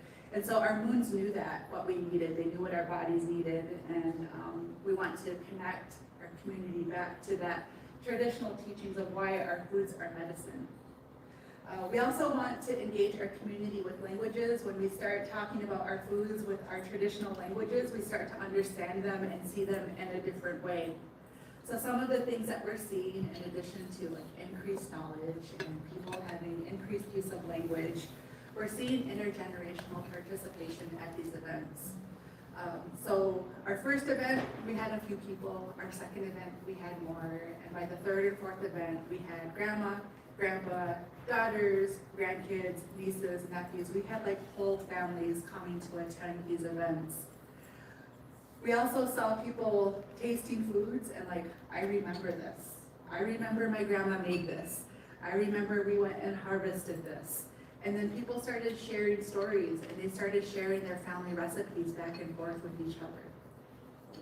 What we also saw were families returning month after month after month. So we're in our second year of this project. And we have, I don't know what to call them, like groupies. But we have families that come that have been coming to this for over 2 years now. And we've become a community, and we've become this other family, this other system. And when someone doesn't show up one moon, we're like, are they okay? Let's go check on them. Let's see how they're doing.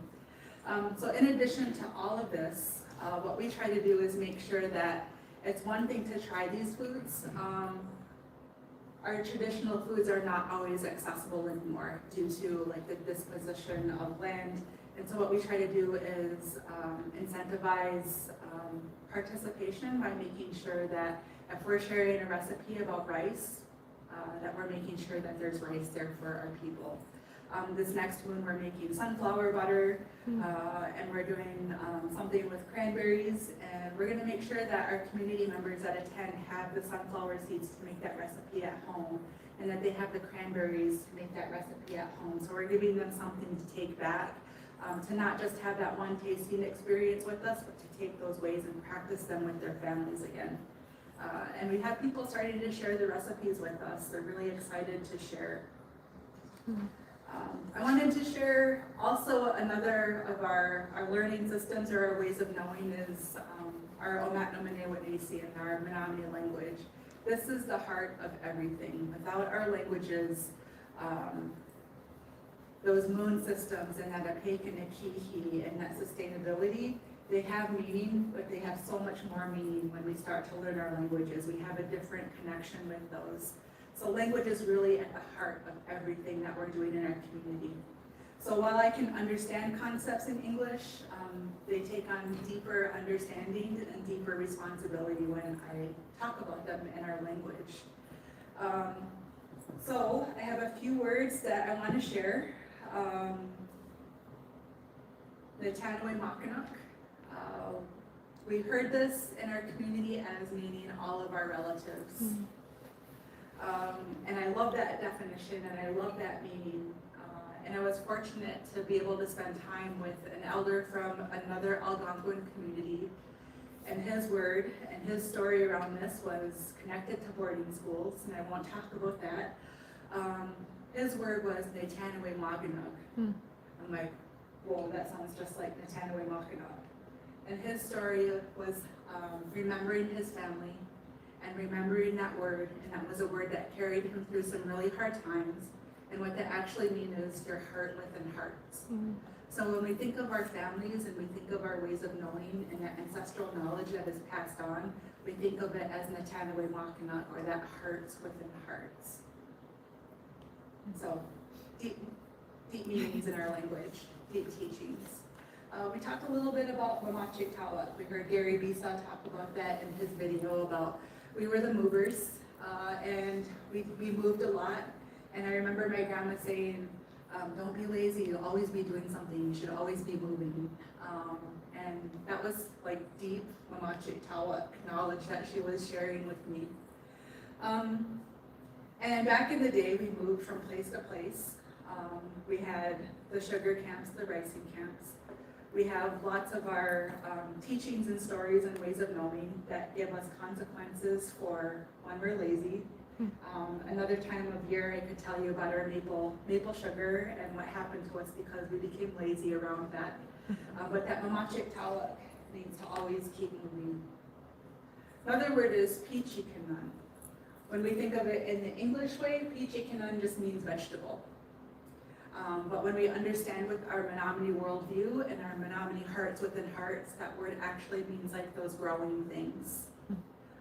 And we look at vegetables differently when we see them as like living beings and growing things. Atahiman. Atahiman, I think I've heard Ojibwe say Odiman. If you think in your English mind, it is strawberry, but when you think with your Menominee mind or your indigenous mind, it becomes a heartberry. And if you look at the shape of those Pekua Chatahimanan, those wild strawberries, they look like little tiny hearts. I learned from a really good friend and elder named Bonnie McKiernan about all the medicinal qualities of that Akuach, Atahiman, and the leaves, and how that cleans our blood and keeps our respiratory systems cool in the summer. And that's why they grow in June, is to take care of us in that way. And that's why they become the heartberry. Sopamatic, sopama. This is the word for maple sugar. And we're seeing like systems come together with the creation of this word. So our word sopamatic is our word for the maple sugar tree. And we connect that word to lots of different sugar things. We have sopamatic, sewakamatau, which is the syrup, and the sopama is actually the sugar. But when we start seeing it's more than just the syrup, it's also that tree relationship that's connected to the foods. And we have lots of tree words, and they have lots of teachings about their purposes and use. And Mamache Tausa, this is the word for wild ginseng, and this grows throughout our reservation. It is highly revered. People from throughout the world want this wild ginseng. It has medicinal purposes. We always used to have some in the fridge, or I'm sure Stephanie, they always had some in their fridge, and I remember Grandma slicing some off and like, here, this will take care of your acne, because I have really bad acne. But had lots of medicinal purposes, and we would make teas with it. And it doesn't mean wild ginseng, that mamache tausa, you can see that mamache tauak or the mover in there. And the ending makes, it's called a diminutive, and what it actually means is the little man. And if you ever harvest wild ginseng, or if you see ginseng in the grocery store, you see that root, it looks like a little man. You can see the arms and the legs and the body. So our language is really descriptive about those medicines and those foods. I have the word ketotsolok. I really like this word. I remember when I learned it. It means popcorn, but that ketotsolok actually means like this crunchy popping sound. And the same word that we use for beetle, the word for beetle is ketotsawu, and if you think of like beetles, if you like step on them, they make that crunchy sound. So I just thought that was a cool word that relates to like sound and to senses, and I just like that word. It even sounds like popcorn, right? Ketotsawu. And then this last word is Miskikiopo. And Miskikiopo is something that we drink, and in English, when people are first starting to learn our language, we call it tea. But in our ways, it is actually the medicine drink. And our teas come from cedar, bergamot, different plants that grow in the forest. And that Miskiki is our word for medicine, and that wapo is like things that we drink. So thinking of teas as medicine and those things from the forest as medicines as well really transforms how we engage and how we think about our foods. And again, like that Menominee language is the heart of everything. The center picture is a picture of all of our language speakers, most of them Kahnop, they used to be, they're no longer here with us. So we have, in the center, you can see with the blue jacket is Marie Flooring. She just celebrated her 99th birthday. And as she was a little one, and she was removed to the reservation, she actually walked from the peninsula, the upper peninsula, to the current Menominee reservation as a child. And she has lots of stories to share about that. And then the other person that is still living is my Aunt Gauthier. She's in the black shirt, and she's also a first language teacher.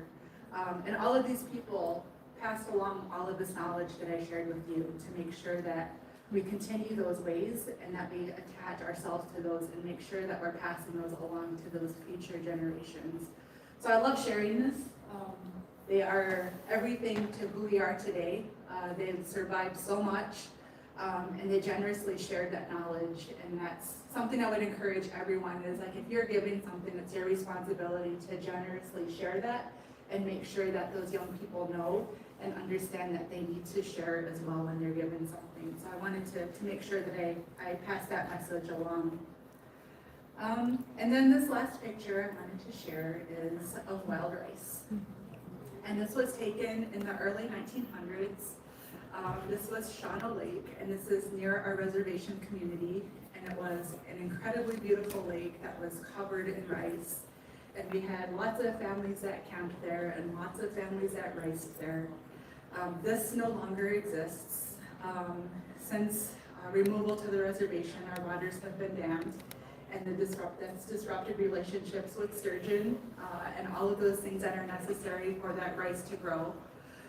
But I love this picture because it shows what once used to be, and it inspires hope, and it shows teachings, and it shows relationship, and it shows that balance.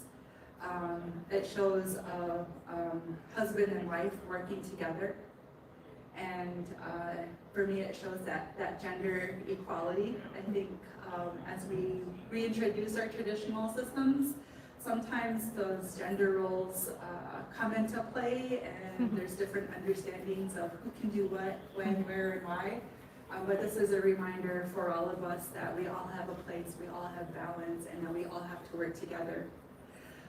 So I just wanted to share this with you. It's just a beautiful picture. It inspires hope and makes us think of what used to be, but also what is waiting for us in the future if we continue with our food restoration work and our wild rice revitalization work. And that's all I have to share. And Waiwanan, thank you.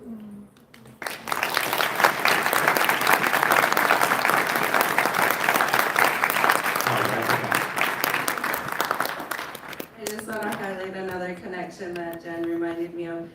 Flooring also donated her land and her homestead on the Menominee Reservation to the Department of Ag and Food Systems. That is now our Menominee farm, where we are introducing some of these revitalized foods.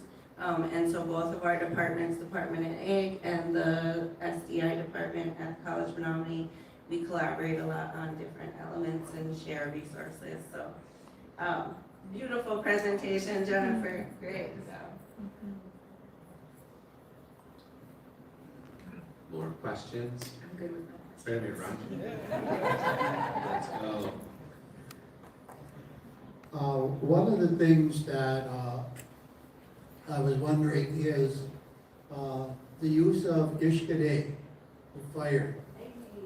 I know, in our area, because we don't have the opportunity to be able to control that, but like some of our berries, we are strongly encouraging, and I referred to your community's use of fire, not only in management of the forest, but also in agriculture, and the history of the use of fire in agricultural means in your community. Thank you for bringing that up. And I was connecting to your word for that. Ours is Esquotal. So you can see there's kinds of those relationships within our Algonquin languages. And we are connected to those cultural fire uses. Again, it's one of those things that we were disconnected from when we were moved to the reservation. We weren't allowed to use fire to have that relationship with the land. I grew up with fire. My grandma and grandpa they burned the land, and they did that so that the berries would grow. And we now have our forestry team that is reintroducing cultural burns as part of that sustainable forestry management to help with the health of the trees, but also to bring back those blueberries and those blackberries that come through everywhere. There's a really important relationship that exists between fire and berries and tree management that we're really invested in and trying to share with a lot of other tribal communities. We're really fortunate we have a researcher that is spending time with us to help us with the blueberries. We saw that I had 5 blueberries. I spent 2 to 3 hours and there was like huge blueberry plants all over the place, but for some reason the blueberries aren't growing, and we're thinking it's because those burns aren't happening anymore and they're not getting that nutrition from the ash. So we want to share that knowledge. We're hosting the Intertribal Timber Council next June, so please attend if you can, and we're going to talk a lot about cultural burns.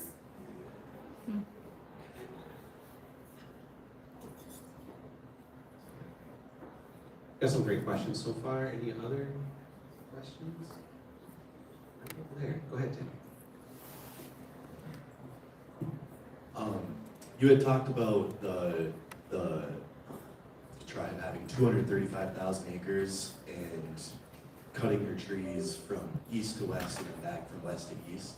I was wondering, what is the timeline on cutting all of that dead growth, sick growth, mature growth? How long does it take to go from essentially end to end?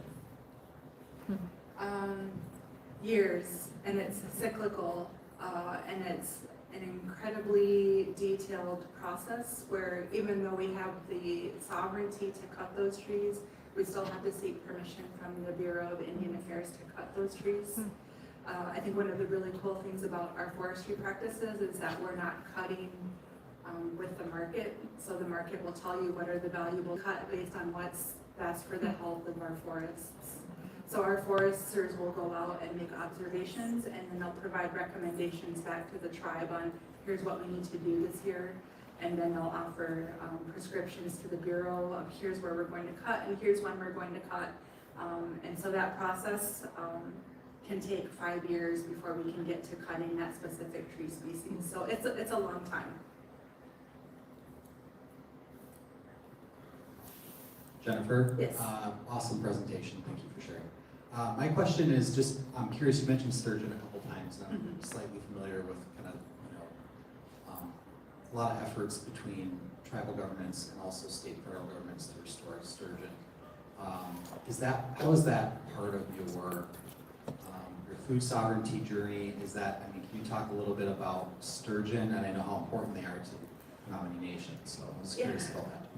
So it was an integral food source for our people, and it was until the 1950s that we were cut off from harvesting the sturgeon. So we have 2 dams that have been placed on the Wolf River that block those sturgeon's return to home. So in the spring, they hear the tawahikan, that drum noise in the river, and they move north to the reservation to come home. But there's dams blocking them now, and even though those dams exist, the sturgeon are like banging themselves into the dams.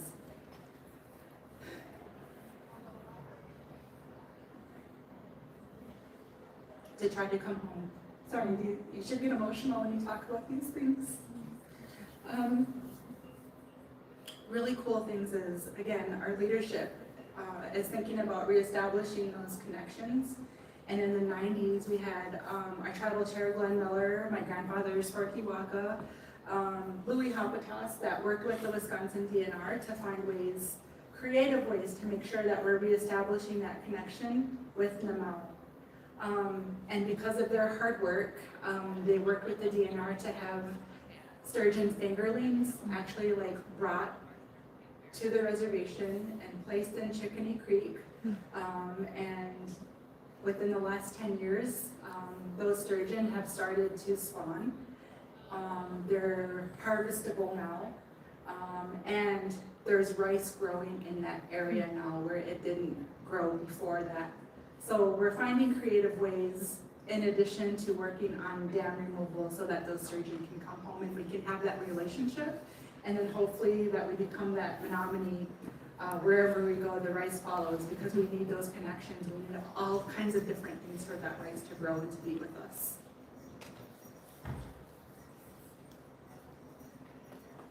Right. We have time for one more if it's pressing. If not, let's give Jennifer a huge round of applause.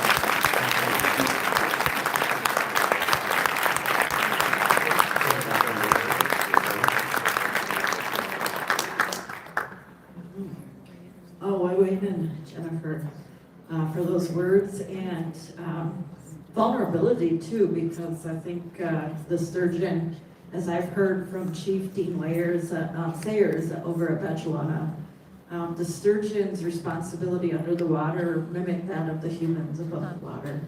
And so there's a real partnership there of understanding what our relationships are. So hearing what you said about wanting to return home is, there's that urgency that's in them, right? And for some of the work that's being done here today, that urgency is being coming to fruition by the human relatives on the earth. So miigwech, Weiwin, and Jennifer for that really moving presentation.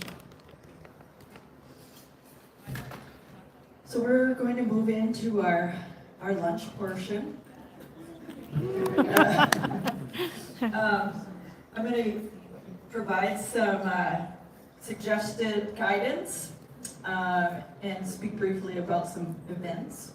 My teachings tell me that in this territory, elders always eat first. Elders and people who need assistance need to go first to the line. I'm not going to point anybody out. You decide for yourself. If you need assistance, though, please do raise your hand, and we will make sure that you have someone who can help you attend to your needs. So after the elders and those who need assistance are able to have their food, get their food, then we'll ask the far side of the room, I mean that to be over here, to join the line. And then while everybody's in line, notice our small but mighty poster presentation over there. Thanks to Zoe Lalonde and Lynn Lambda. Please take a moment to see and acknowledge their work.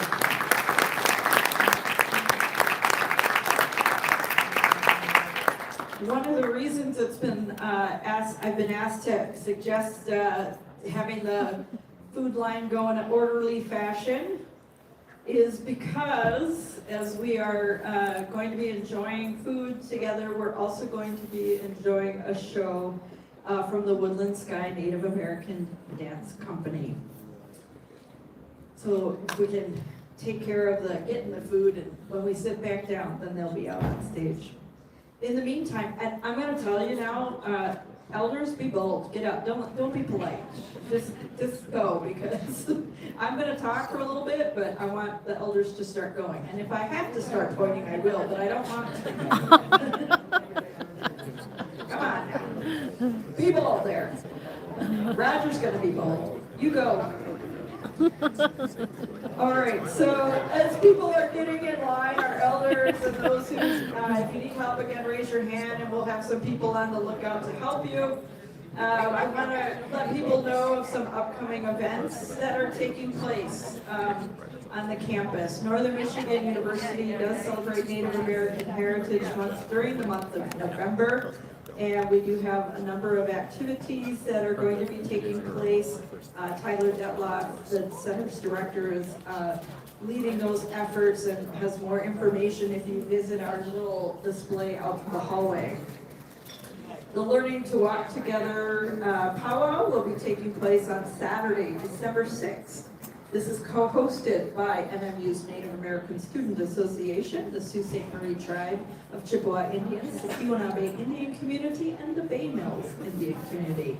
The powwow will be here in this room again, here at the Northern Center from noon to the early evening. A powwow is a feast for the eyes and ears with powwow dancing, tremendous singing from groups representing multiple tribal nations. So enjoy some intertribal dancing, vendors, and of course more delicious food. In March of next year, at the end of March, 25th and 26th, the United Conference will take place.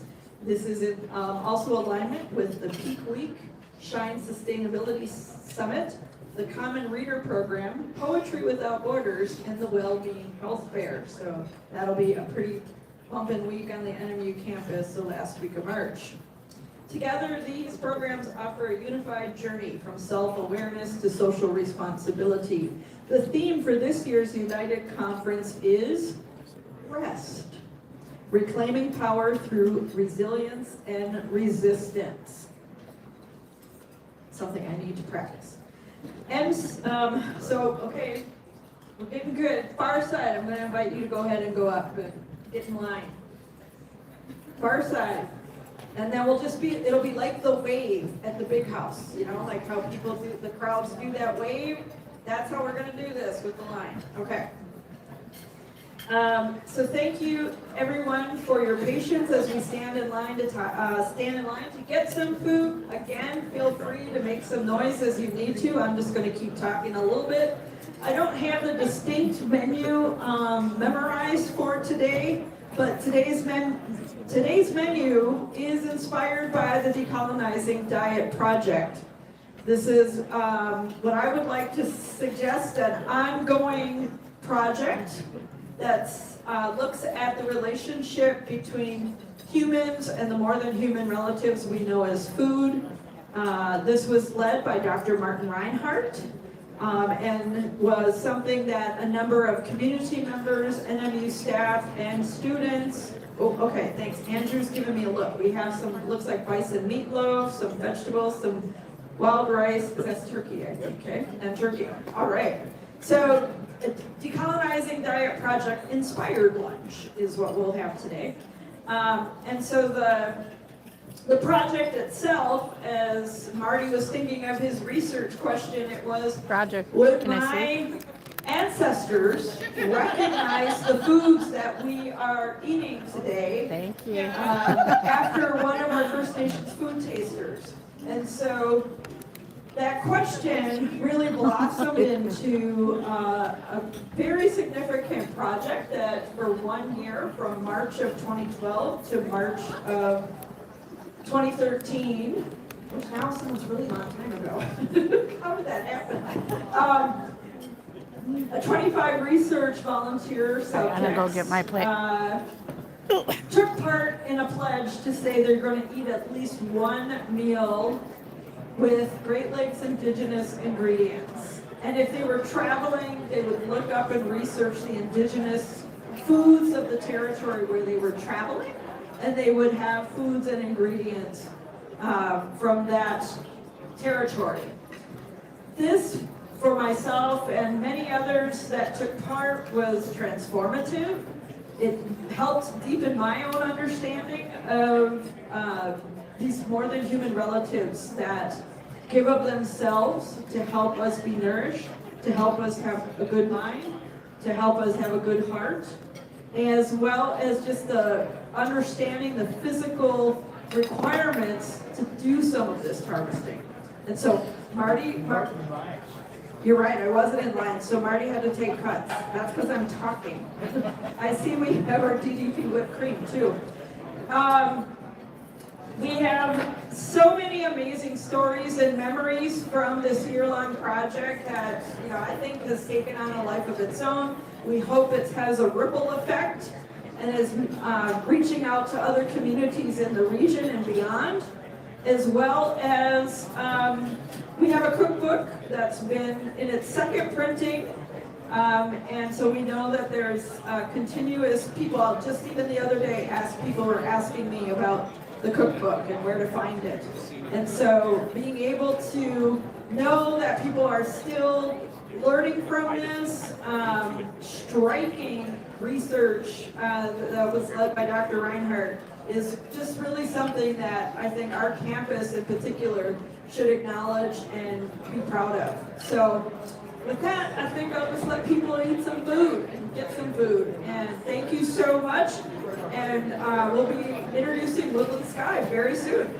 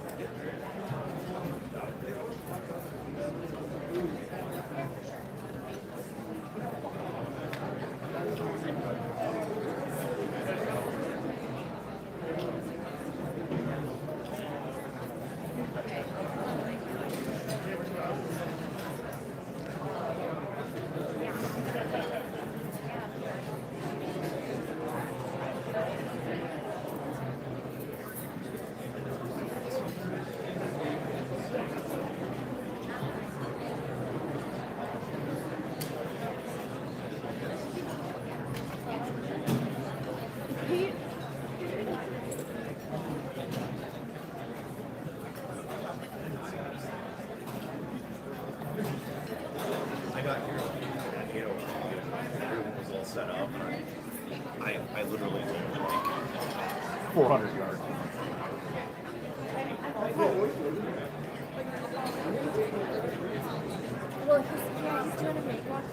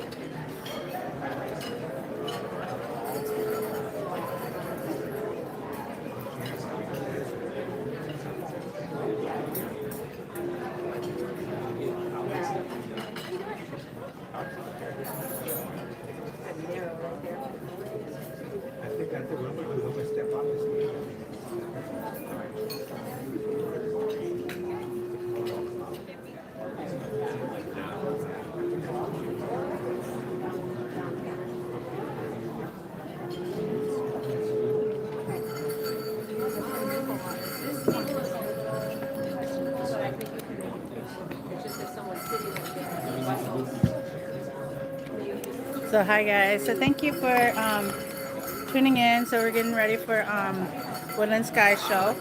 So I'm going to actually reboot so that way people can get notification that I'm actually live. Are we moving this table?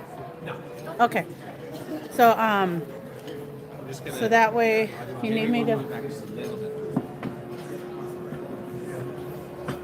That's good. Karen, you're perfect. Also, you're good for this evening. Huh? You're good for this evening as well. What do you mean? You're good for the culinary experience this evening. Oh, yeah. Okay, good. I got it reserved. But yeah, if you guys want any more information about what the Northern Michigan University is doing, the Center of Native American Studies is in my link on TikTok. It's in my bio. You'll see it. You can click follow. Follow their posts. They have, a lot of these events posted there. Center for Native American Studies, Northern Michigan University. Yeah, that's what I'm saying. It's in my link. It's in my link. But make sure you go to that link. You'll get a lot of information about what's going on here at the Northern Michigan University. Hang on, I'm gonna reboot the live though.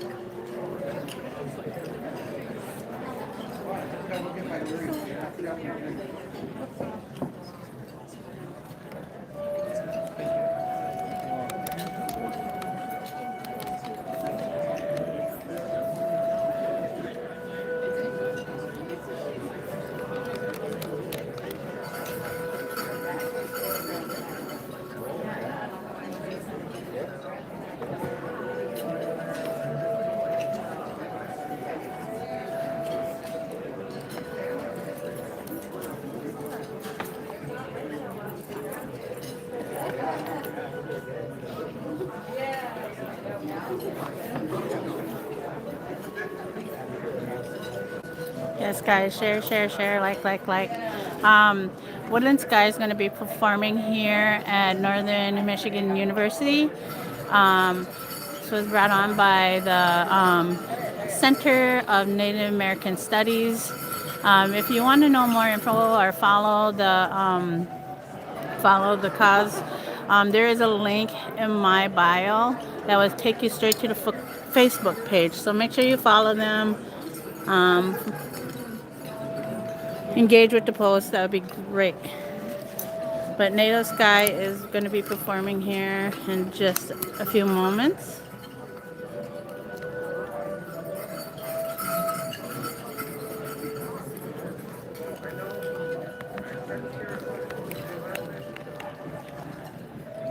Thank you, Melissa, for coming back. Thank you, guys.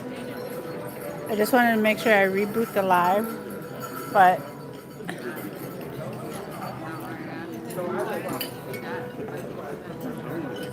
so right now everyone is actually eating decolonized diet. So there's like bison, turkey, some salad and such.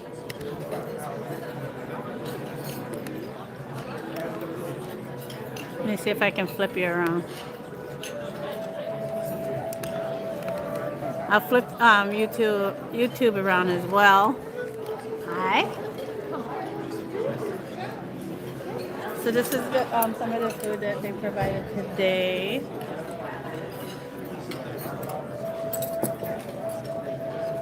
Got some wild rice.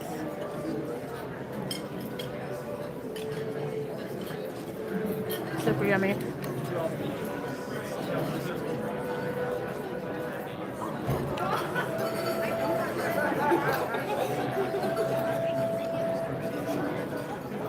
The all the way diet, yeah, for sure.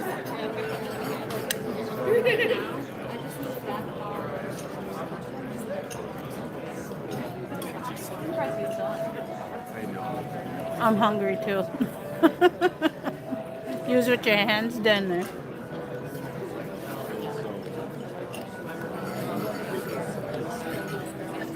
No, I got manners.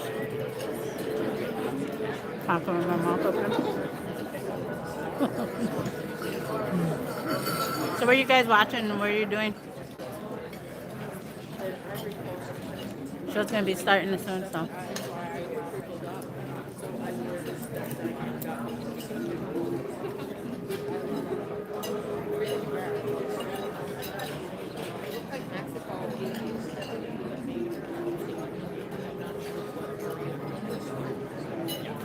You're working.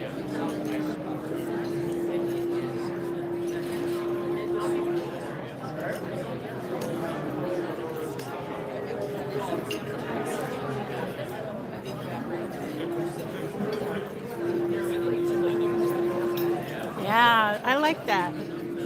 P. Tandy said, donate to your local community food banks. It would help. Yes, with the EBT, and the government being shut down. I like that idea. Make sure you do that. I am at Northern Michigan University. I've been partnering up with them as their social media, influencer, expert.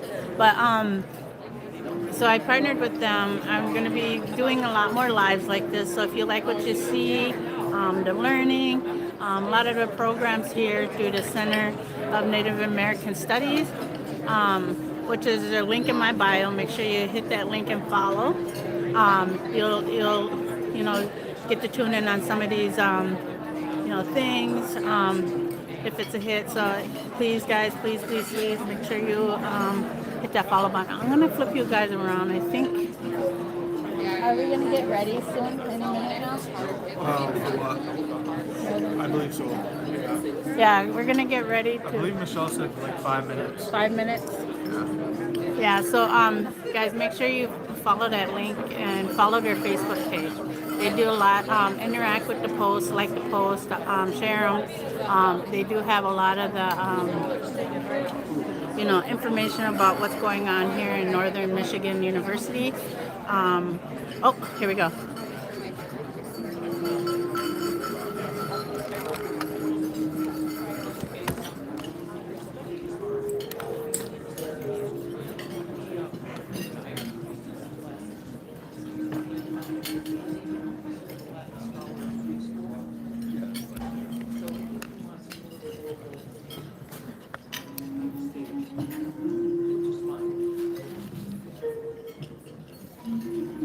And thank you for Bigfoot for tuning in.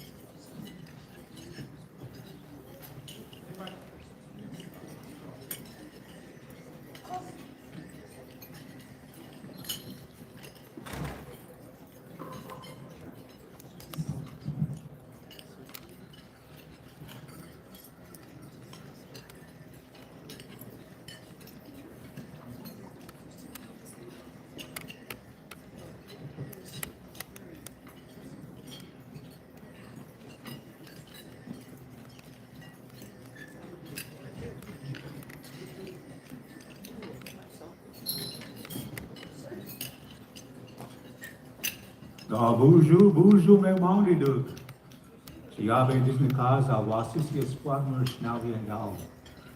I'd like to greet you all, ladies and gentlemen. My name is Chiabe, Big Buck, in our Ojibwe language, from the Fish Clan. I'd like to welcome you to our Woodland Sky Native American Dance Company's story of song and dance. Also like to extend the great conversation on indigenous perspectives on food in northern Michigan for the opportunity to share our story. The journey for the Anishinaabe did not start here, but rather at the Great Saltwater in the east.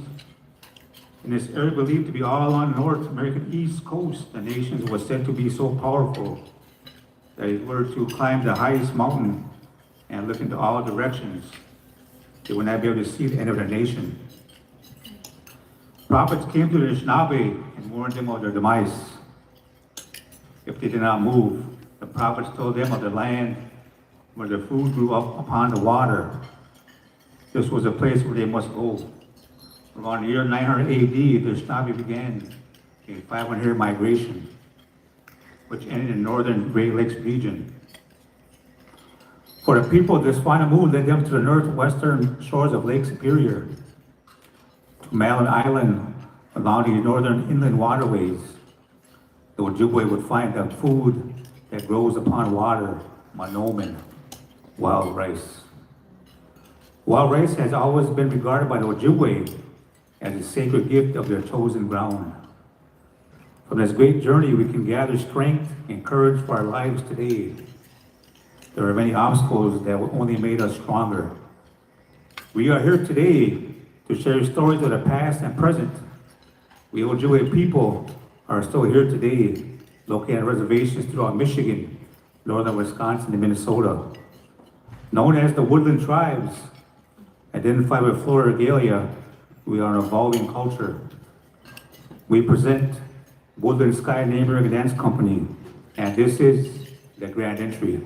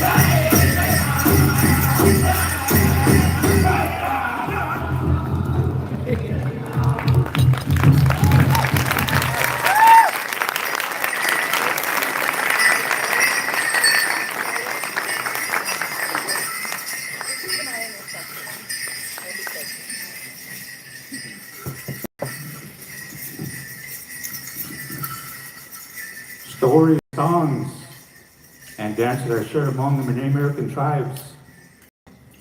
The Falcon Dive is based on a battle with the U.S. Cavalry in the Nez Perce Wars of 1877. Expeditions and expansion of the United States was not always welcome. Among these is the stories of the Nez Perce.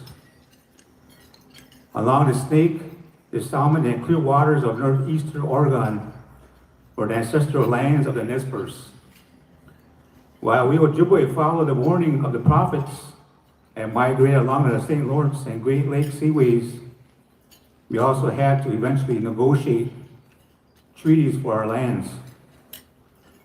The stories of Chief Joseph and the Nez Perce is a reminder that not all treaties were honored by the U.S.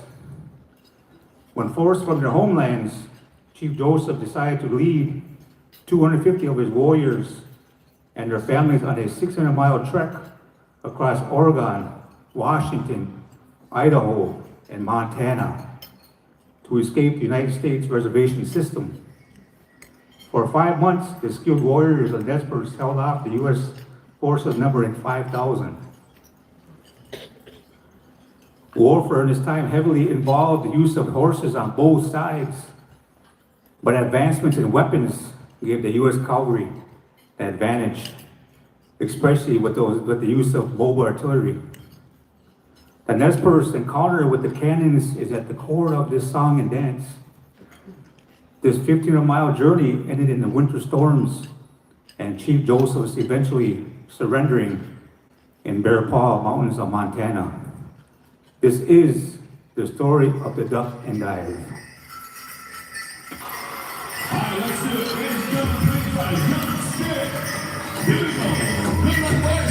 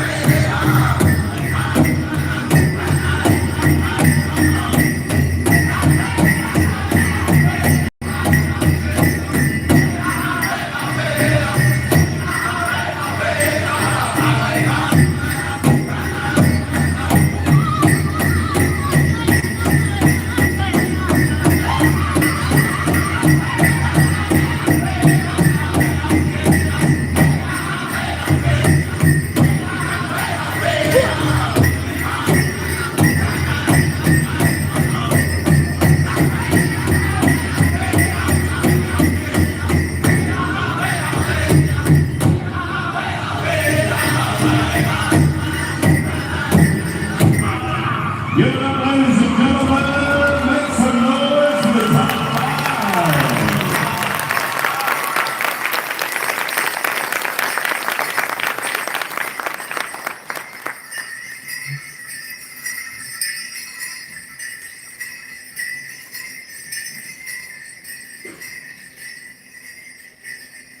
Among the warriors, the shield is carried to battle. Spears and staffs were adorned with eagle feathers and painted details. The Plains warriors wore eagle feathers with detail marking for acts of courage and bravery while in battle or on a great hunt. Worn and carried proudly, these shields and spears could tell a story of heroism in battle without a warrior uttering a single word. On these same Great Plains, one could look from horizon to horizon. One could look in the distance and see a storm to begin to form. It is quiet but moving. As it gets closer, the wind begins to increase. Dropping down from the dark clouds, a funnel cloud is created, surrounded by lightning. It moves wherever it wants, turning faster and faster. It almost seems to balance like a spinning top on a flat surface. As it passes to the opposite horizon, it seems to disappear and suddenly stop. The song and dance originated from the plains of Oklahoma among the Ponca people. This is our men's fancy feather dance. Also, your sister is our fancy shawl dance. Much like the seasons change, and so does time. Time evolves and transforms. One could walk into a spring forest and see all the new growth, buds on a maple tree signaling the end to the maple sugar and syrup season. Robins and loons reappear, preparing their nests for the summer hatchlings. Along the forest floor, a small caterpillar can be seen, always moving, but always attached to earth. There was a time when only the men danced, then the women were the gatherers and preparers. Then the women were allowed to move along the edges of the gathering, but always staying close to the ground with the rest of steps. But time moves on, just like the caterpillars. The caterpillar moves into a time of transformation, a time for growth, and eventually a time of change, turning into a butterfly and beginning its flight. Moving from the bonds of the ground to the winds above, with a delicate balance, the flight seems almost effortless. This represents the change of our times. This is the men's fancy feather dance, the women's fancy shawl dance.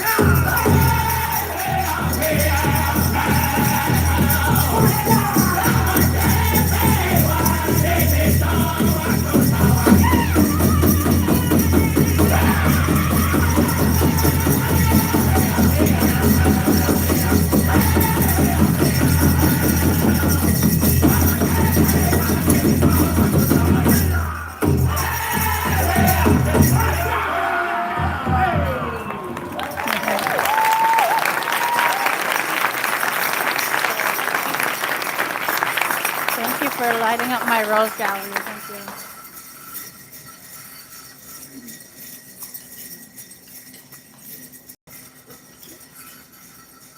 Tobacco, or sema, is sacred to the Anishinaabe.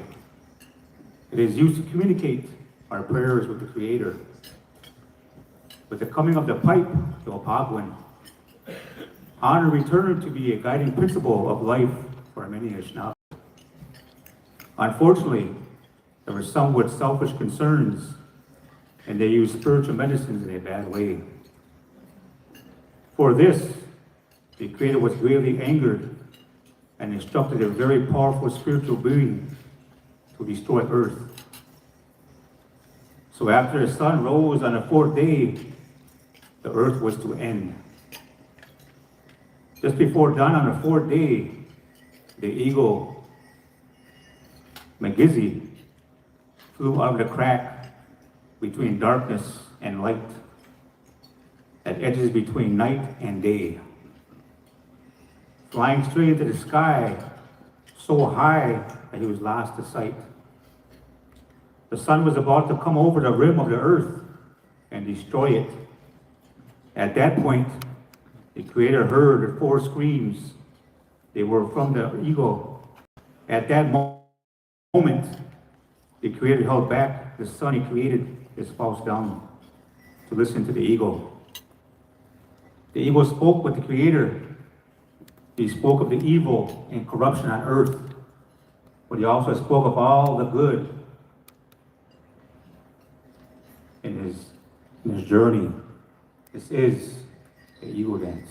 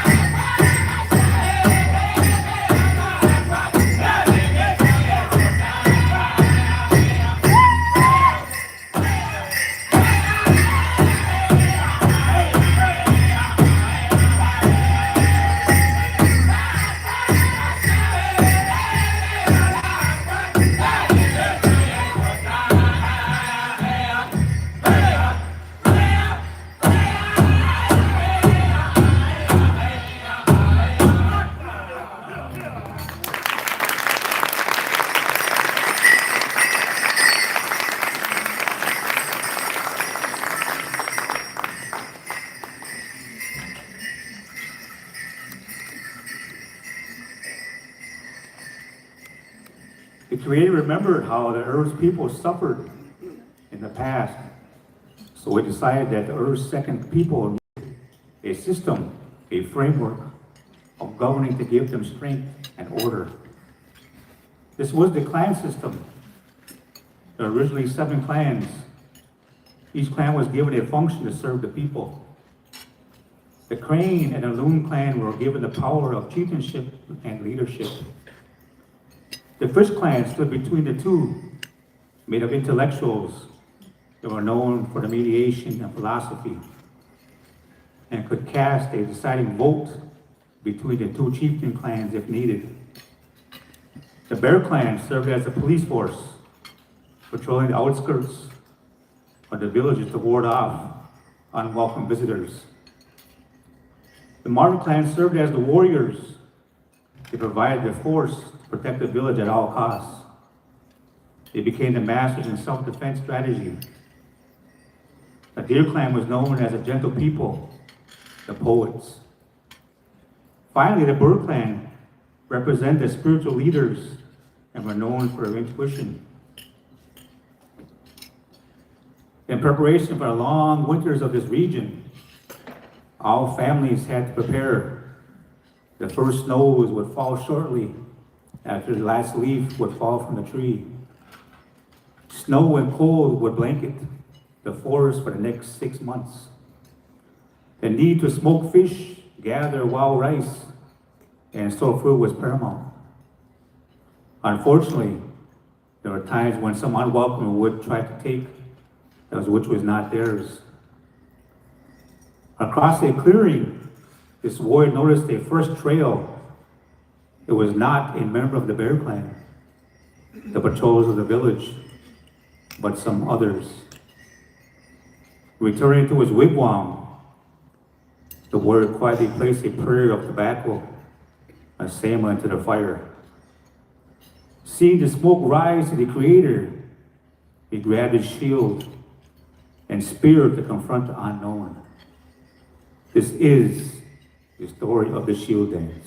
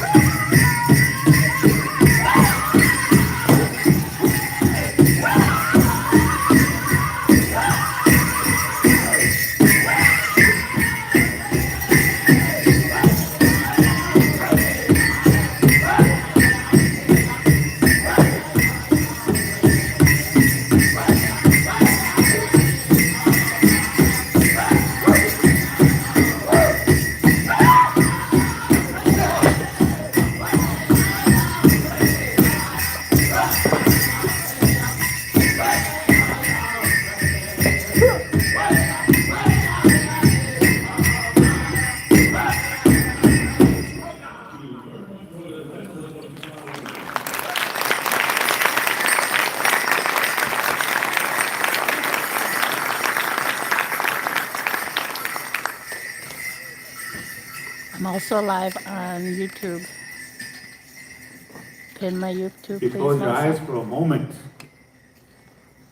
take a moment to feel the outside breeze, that same breeze that blew through a small Ojibwe village 12 generations ago in a time of great sickness.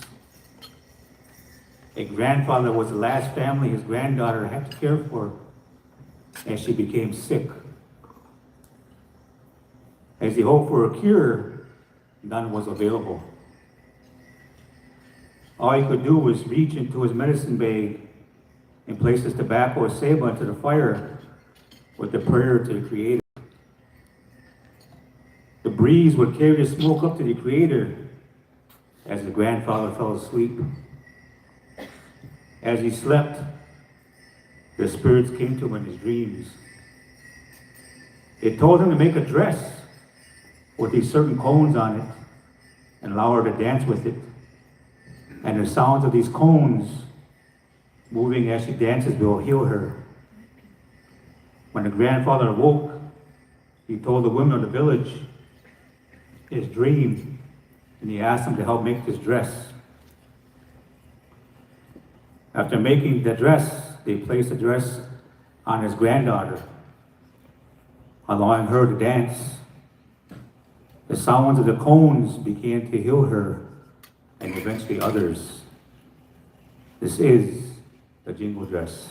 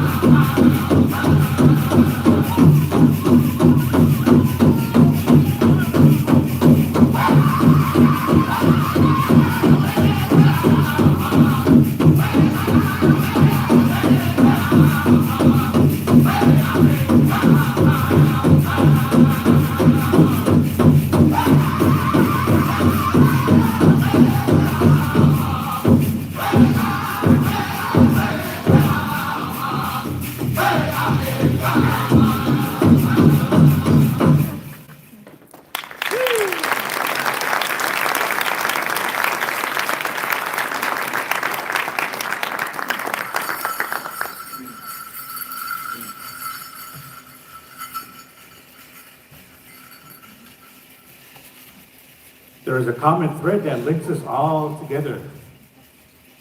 No one way is better than another. Winds do not teach that there's only one God, meaning that everything has power, including the most inanimate things, such as stones having the power, a blade of grass has power, trees and clouds and all relatives, an insect and animal world have power. We believe we must respect that power by acknowledging its presence. By honoring the power of the bird spirits in that way, it becomes our power as well. It protects us all. Russell means. To walk into a forest of towering, majestic oaks, so tall, almost touching the clouds, providing acorns for all the animals in its life. And then the tallest, seemingly strongest tree will fall and return to earth, nurturing the smallest tree as food for the future. The hoop dancer lives this. He or she understands the never-ending cycle of life, having no beginning and no end. This is the story of the hoop dance.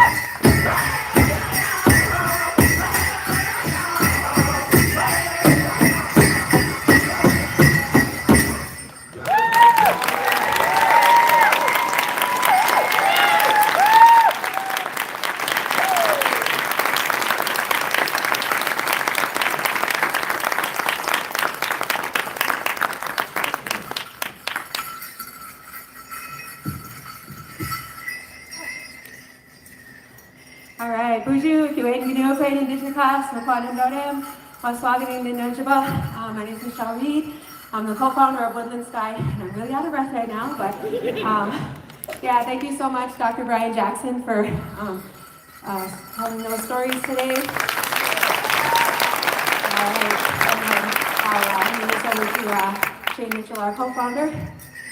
Bonjour, Benway, Benes Indigenous Cause, Benes Dune Dame, Waswaganing, and Dunjba. My name is Shane Mitchell, and the other co-founder here. It's really an honor to be here and share this moment with you guys. Miigwech.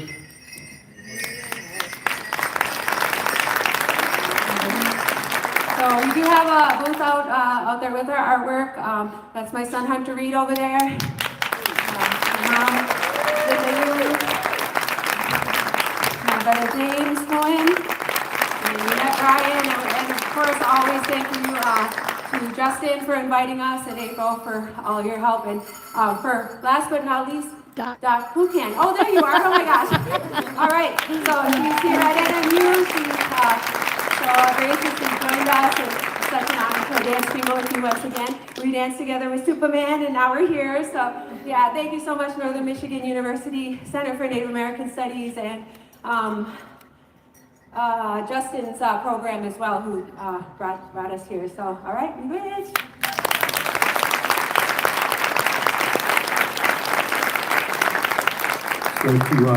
So a few concluding words, I can extend those good wishes of Chief Miigwech. Big thank you for the university for inviting Woodland Sky Native Dance Company and all of our great dancers. And it's always great to see when we come together again.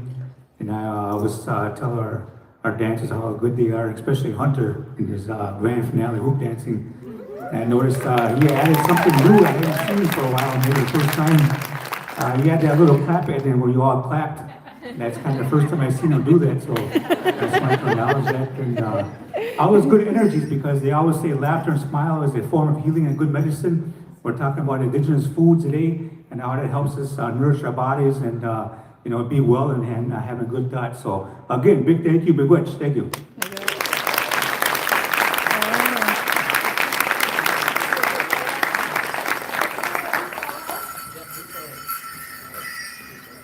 Group photo. Hallway or? No, right here. Right here, My okay. phone's in the hallway.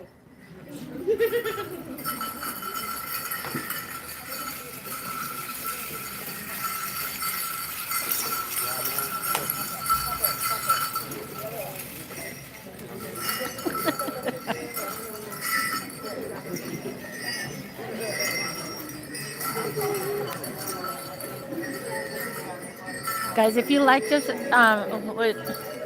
you like what you just saw, make sure you hit that follow button, share. I'm gonna be doing a lot more of these kind of lives. I appreciate it. I've been collaborating with the Center of Native American Studies here at Northern Michigan University. If you want to follow with what they have on their agenda, make sure you hit that link in my bio, follow their Facebook page, and you can attend to most of these. They are open to the public most of the time, so make sure you check out that link in my bio. Such a good picture. I was taking that. My phone's full. Awesome. And a selfie. One selfie real quick. Come together, little more. There you go.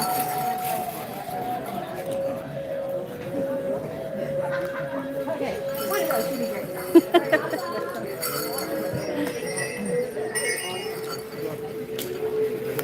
Sassy Native? No way.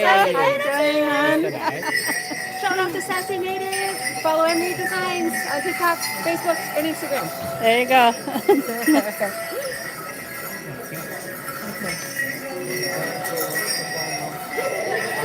Yep.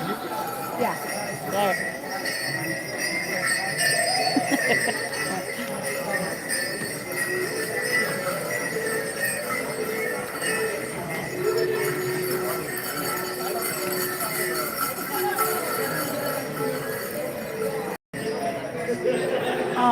Ashley, Well, make sure you hit the notification, the bell, click on my profile, and then click all live notifications.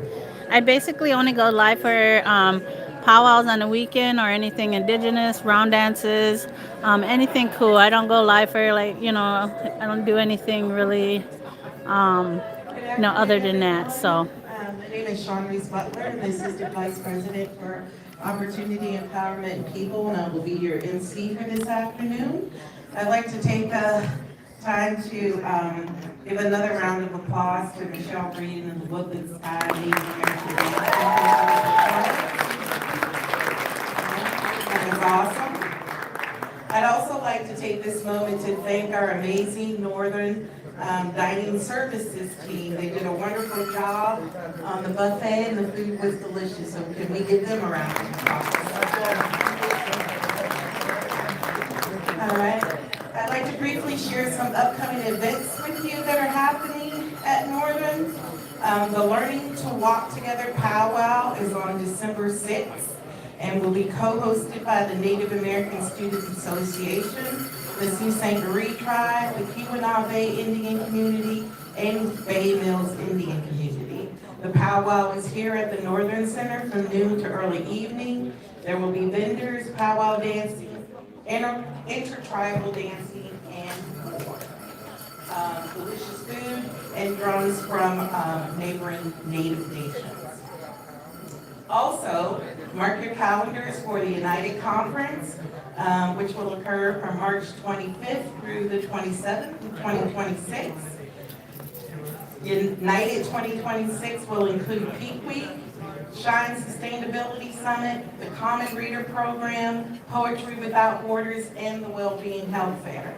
Together, they offer a unified journey from self-awareness to social responsibility. The theme for United 2026 is Rest, Reclaiming Power Through Resilience and Resistance. Again, save the date, March 25th through the 27th. We have a full afternoon of presenters and panels upcoming, and we are asking everyone to join us outside at some point for the mini Wild Rice Camp, which will be between 1 and 3 p.m. right here behind the Northern Center. Also, please take time to visit some of our vendors.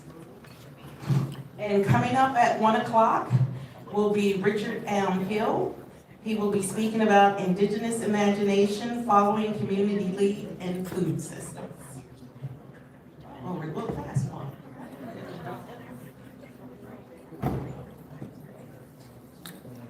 Okay. All right, so if you're staying in this room, again, Richard Hill will be speaking, and the outdoor high-impact experience, Dancing on Wild Rice, is right behind the Northern Center. All right, it is my distinct honor to introduce our next presenter, Richard Hill, to talk about the Indigenous imagination following community lead in food systems. Richard Hill is a citizen of the Oneida Nation and currently serves as the Associate Director of Native Agriculture and Food Systems Investment at First Nations Development Institute.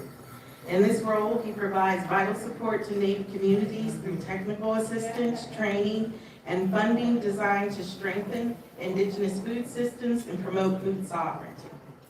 Please join me in welcoming Richard.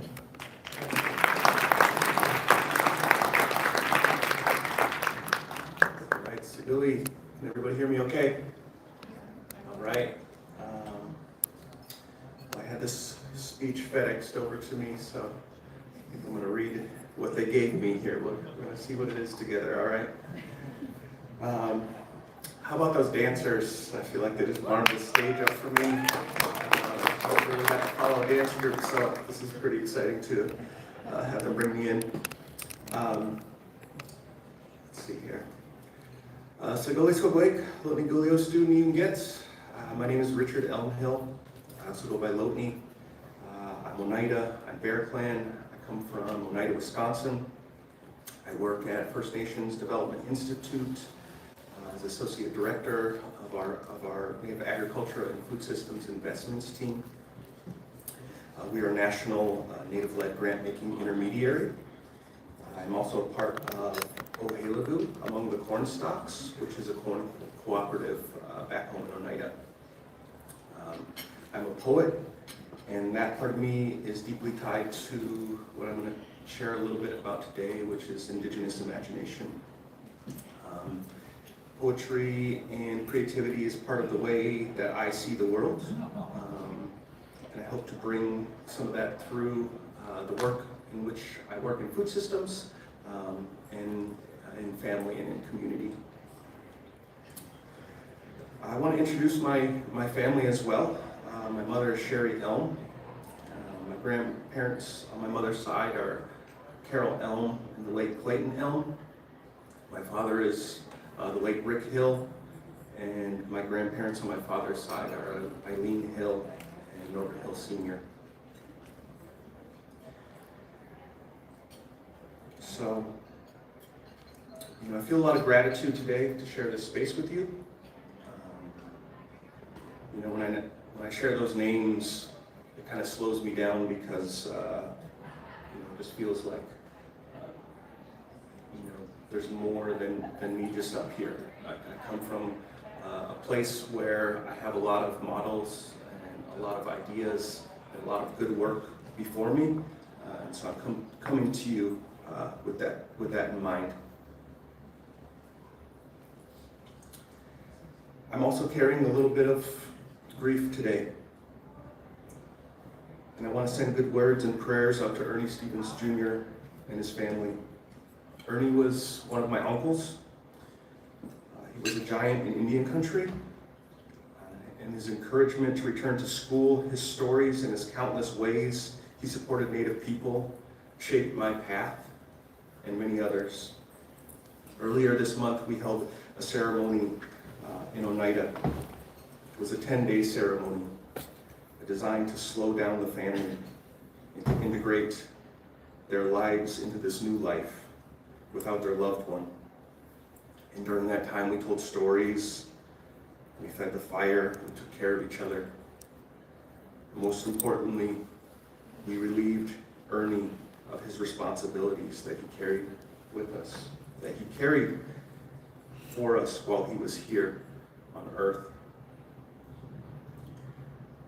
So inside that process, it makes me think of what our ancestors gave to us, which is this grieving ceremony, this 10-day ceremony, and the perspective they had to put that together so we could take care of each other inside of a time when we most need it. And I know we have a lot to draw upon across our nations, and across our cultures within this community. We are also in corn season. The last week I had a chance to harvest corn with families from other nations, Ponca Tribe in Nebraska, Omaha Nation, Winnebago, Sault Ste. Marie, Seneca, Bad River. And this week I get to be up here with y'all. And so just want to give a quick shout out to Justin and April for inviting me. Give gratitude to the speakers before me, Stephanie, Roger, Jennifer.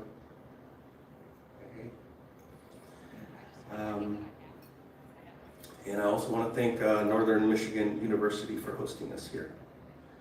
So let's get inside some of the work here, which is this space of imagination and creativity, which lends to the relationships we have with each other inside our food system. So the overarching idea that I want to share with you today is when we reorient ourselves, it creates a perspective shift in our minds, and it changes how we interact with the world. And that idea there is going to guide the talk today in context of our food systems. So one place we begin to reorient ourselves is to remember our original instructions. Our creation stories are not history, they are alive, they are teaching. They speak directly to our present time, and we go through the act of listening, telling, retelling, re-listening to gain understanding. And with each return, the story deepens, and so do our responsibilities. Old stories like creation are always hiding in plain sight. They are stored in several places. They are dehydrated corn, and when we rehydrate them, our memories get activated like seeing an old friend. And sometimes we need each other to trigger those memories. The Haudenosaunee creation story is long and layered, and for most of us, there are moments of stickiness or thorn-like quality, and a scene stays attached to you. For me, it's been the Earth Diver scene. It happens after Sky Woman descends from the sky world. The water birds carry her to the back of the turtle, and the water animals hold a council to decide what to do. They dive into the water. They dive into the water to bring up soil, because Sky Woman has brought seeds and a little bit of soil from the sky world. And one by one, the animals dive deeper into the dark water. This is the part I connect with because I see it in all kinds of ways people move around in this world. Maybe you can relate. The ways ideas are pushed forward. The way people put their lives on the line. The way we rebuild soil and create home and reimagine community. I imagine each animal going down, learning from the one that went before it, pushing through all of the fear, drafting off one another like the birds and the cyclists. And then Muskrat figures out this cheat code, and he puts mud from the bottom of the ocean into his mouth, and he tucks it into his claws, and he doesn't have enough air, and the others worry about him, and his body floats to the surface, and the other animals inspect him, and he is not alive. But they find the soil that he carried hidden and preserved and offered for Sky Woman to plant her seeds for all of us in this room. I used to understand that scene as individual heroism because that's what it looks like when you tell that story fast. But if you slow it down, it's a community effort. And that's what Indigenous thinking is. It's multidimensional, relational, and layered in time. Bandaloria Jr. reminds us Indigenous systems are superior, not inferior. Not in a way that's better than other people, but better at doing what systems are supposed to do, which is sustain life.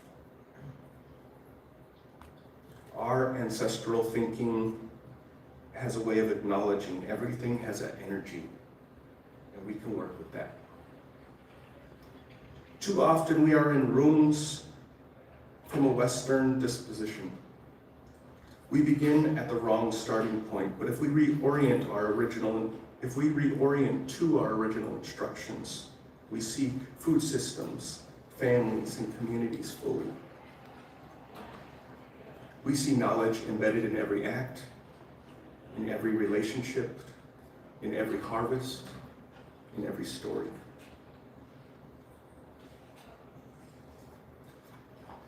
First Nations Development Institute is a national Native-led nonprofit organization. For over 4 decades, we've been advocates for Indian country. We research, fund, and support Native-led solutions, and yet our work reminds us constantly of systemic inequities. Less than half of 1% of philanthropic funds reach Native communities. And this is a space for imagination, for invention, and for action. We provide financial support, mostly through grants, scholarships, and fellowships. In 2024, we provided $14.4 million through over 250 grants to Native-controlled nonprofits and tribal government programs. Much of the work of our food program focuses on food sovereignty, food security, food economies, and food networks. This year, we've been heavily involved in buffalo restoration. We were able to gather 40 tribal buffalo ranchers from across the country to share practices and advocate for land stewardship and grow relationships. We supported multiple community buffalo butchering events and collaborated on the purchase of mobile harvesters that make it easier to harvest buffalo in the field. And we are supporting an all-women's buffalo harvest later this year. In Rocky Boy, Montana, we participated in a buffalo butchering led by Lisa and Arlo Ironcloud. They slowed down. We prayed, we observed a hunt, we participated in every single aspect. Lisa guided the buffalo through its death, making sure every part of the horns, I guess we'll pause here. She guided that buffalo through the death. And there was a time in there where it was all men surrounding this buffalo, and one of them kicked that buffalo's leg to see if he was still alive. And she swept in there, and she made sure that we took care of this buffalo as it was entering its death. And she spoke to him in his ear, and she guided him through that process.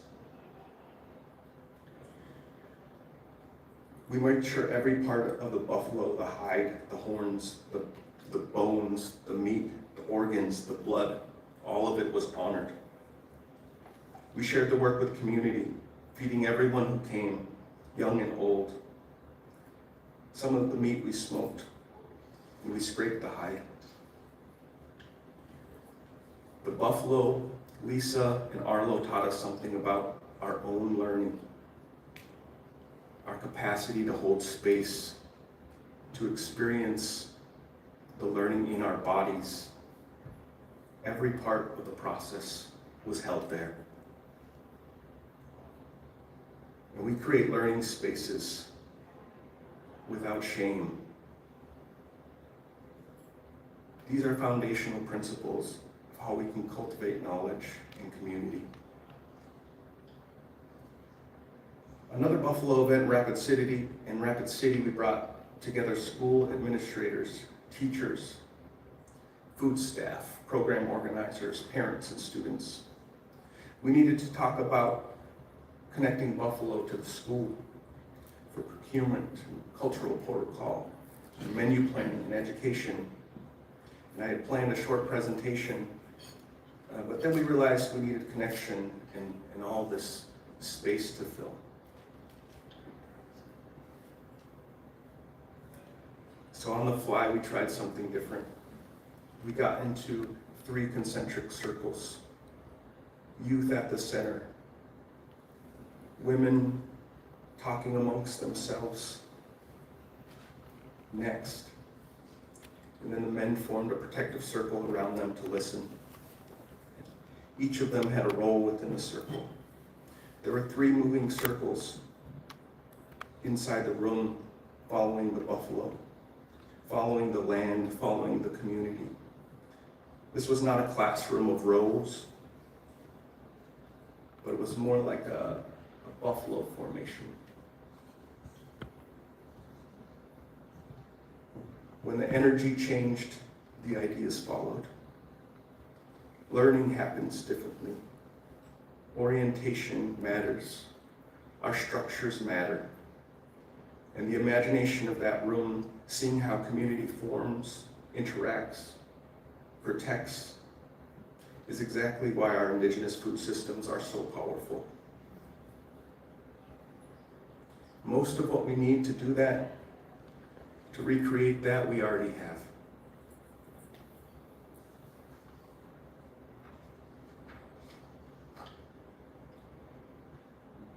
Nine years ago, there was a corn shortage in Oneida. And a friend of mine, Leah Zeise, traveled out east to see if she could get corn from another nation. And when she was there, she was directed to a white farmer who was growing their traditional corn. And when she returned home, she told her mom, Laura Manthe, she said, there's this white farmer growing our corn. And Laura was in disbelief. And she said, we're gonna take this back. We're gonna grow our own corn. So Laura began asking around, finding out who was growing traditional corn in our community and how it was done, and realized many families were facing the same challenges. Those families came together as Ohelagu among the corn stalks, a Haudenosaunee family cooperative that's relearning how to grow their traditional corn collectively. At one of the early meetings, they had their land and there was all the families there. You could do it like other co-ops that each assign a different plot to grow for each family. And someone stood up and said, no, we're all gonna grow collectively. All this corn belongs to us. And so that set us on our path to do it as a cooperative. My family joined 3 years ago. My wife Desiree and my 2 sons Asher and Vine. We learned under the wings of Laura and Robin. We learned about our sister, the corn, about who we are as growers, who we are as community members, and how to care for the corn and each other. It's a lot of work. We co-steward 60+ acres of tribal leased land, growing 3 to 5 acres of corn each year that is hand harvested, hand braided, and then we distribute it to the families. It takes us 1,000 hours to grow, harvest, and process an acre of corn by hand.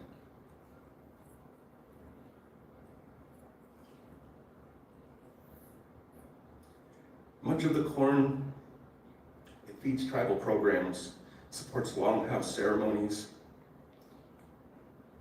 and is shared for trade. It goes into the tribal elder food box program and is saved for seed. As families, we are reclaiming our responsibilities to the corn. And each year the corn is teaching us, it's peeling us back and guides us and seeds our thinking, and it seeds our doings. One year, a few Ohelagu members traveled out to Colorado to meet some funders who were exploring alternative governance structure. 2 of our co-op members, Dr. Becky Webster and Dr. Tony House, have been incorporating the clan system, the longhouse governance, into our cooperative. And we put together a workshop where we process corn inside the clan system, sitting as if we were in the longhouse. Wolves on one side and turtles and bears on the other, recreating the governance structure in real time while we were cleaning corn with them. And I was amazed at what happened inside of that 3 to 4 hours. And since then, I've used this longhouse formation and clan system multiple times in native and non-native allied settings. It offers a way to reset our minds, a framework to enter into indigenous thinking within relationship, to have discussions and make decisions. Like the buffalo formation, if we slow down, the structure itself transforms the energy of a space and allows the imagination and reflection and understanding to emerge naturally. So imagine if we had the capacity to hold and sustain these formations in the everyday settings in each of our communities. To build a strong indigenous food system, we must reorient how we think in community.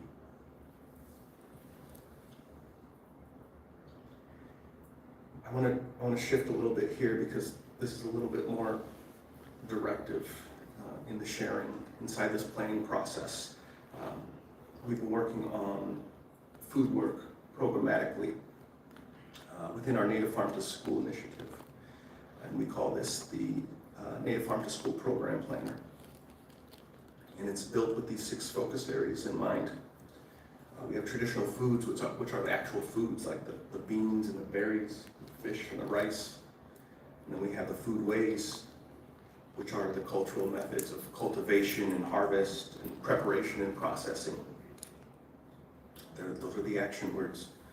We have the knowledge, all the things that come from knowing how to do those things or when to do them, the stories and the songs, and the seasonality, and that transference of that knowledge from young to old, and old to young, because the teachings don't always just go from old to young.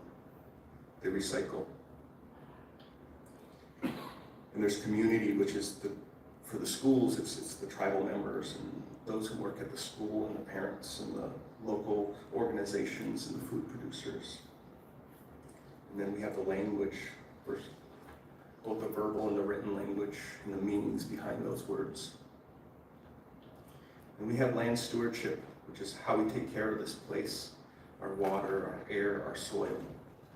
And so from that school system, they can focus on food sovereignty, food security within that lens.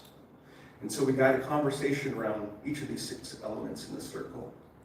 And we are asking, where are you starting? Where are you growing?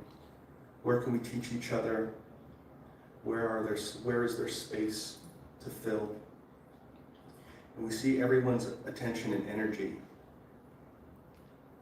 and focus mapped out in this circle. And together we imagine new points and new pathways and new possibilities.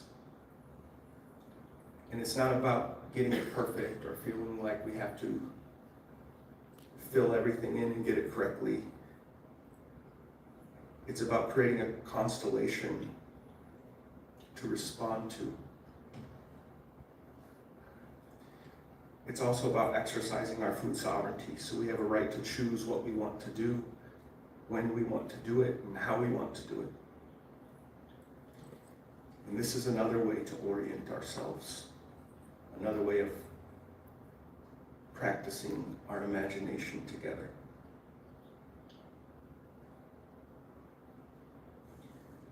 So real quick, I'm going to go through 2 examples of communities who have done this. This is Cheyenne River Sioux Tribe, and I'm just coming out of all this buffalo work, so I pulled a few previous slides from there.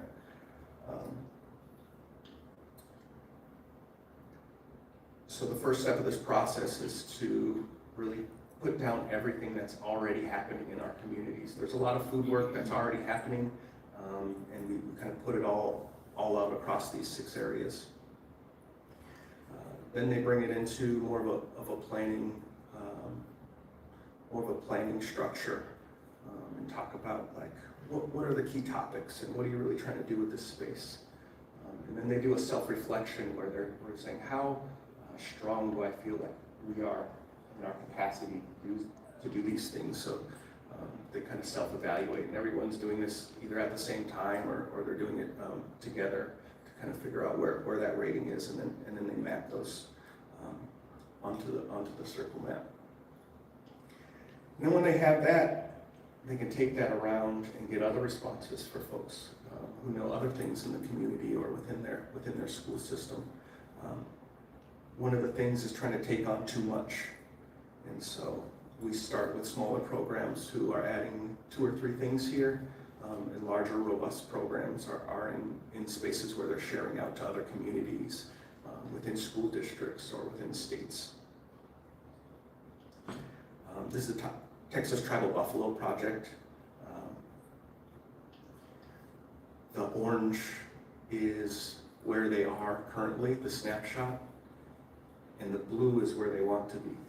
So their group talked about how do we get from, a 3 to a 5? How do we get from a 3 to a 4? What do we have to do? And so it's just a way for the conversation to come back to us and ask us questions as we think about growing our own capacity for this work. And there's several other examples in communities who've been through this for their school systems.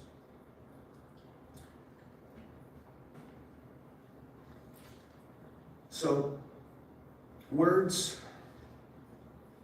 themselves can be formations that orient us. I want to share a poem called Sky Elk, and it's about worldview and perspective and imagination and all the things that move us. Try to follow it the best you can and imagine it the best you can. I wrote it after I listened to a lecture by Isaac Murdoch. So the slow pacing with the elk is what I learned from him. It goes like this. Sky elk. Somewhere a young girl is looking up and sees a sky elk in the stars. And next to the elk is a grove, and next to the grove is a family of trees. This is all happening inside the inner skull of the Creator that is the sky. The stars twinkle and burn brighter or lighter to express themselves.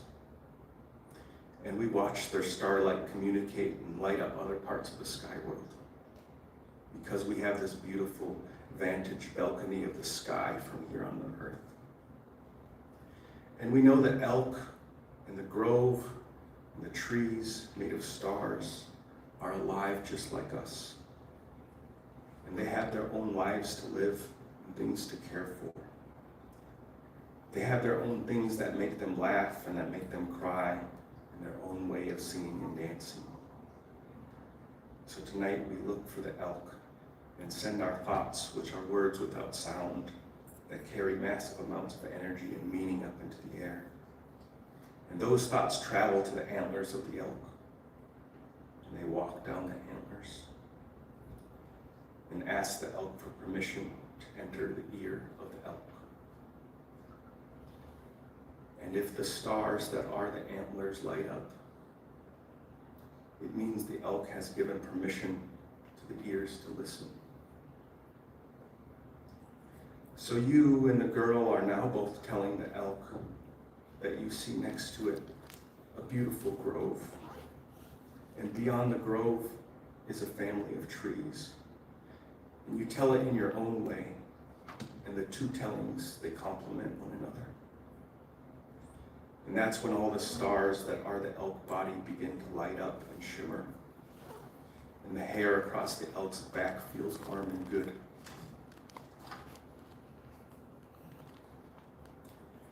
Because what you conveyed connects the unspoken worlds of the sky and the earth. Because the sky and the earth are lovers from two different places. And the elk may agree to watch over you and your people for the next season of time as it walks across the sky. And the elk asks to sing you a song. And do you hear the elk make this ask? And the song is about what was told to the elk from the other side of the universe, from another faraway vantage point. And from there, the same stars align differently, so that the family of trees is in the foreground. And behind the trees is a grove. And behind the grove are the eyes of the elk. And everything lives inside the thing before it. And from this point of view, and this is the same song the elk sings that traveled safely through those things. It's in the air now, making its way to you.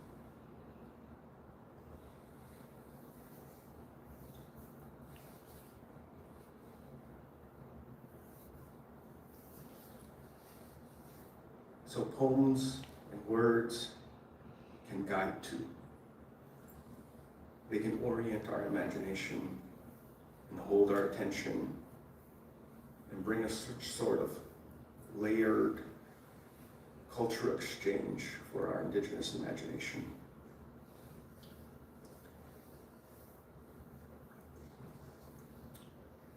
In closing, I'll share imagination. It doesn't have to be an individual act. It can be communal.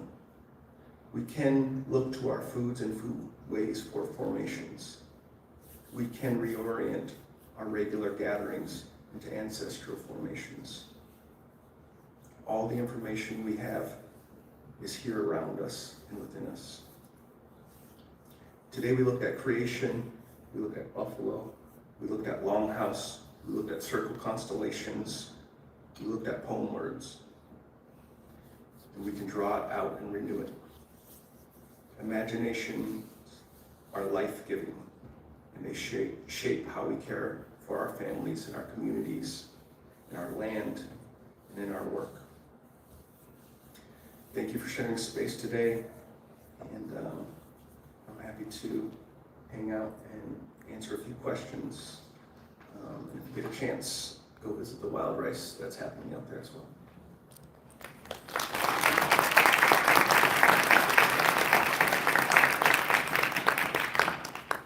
Anybody has questions? Please raise your hand and come to the mic. So, as I asked someone earlier, are you related to somebody? Are you related to Lloyd Elm? I don't believe I'm related to Lloyd Elm. Oh, okay. He is a friend from back in the But you never know. early 90s. I'm still meeting family. Yeah. So the real question, besides your relatives, you know, the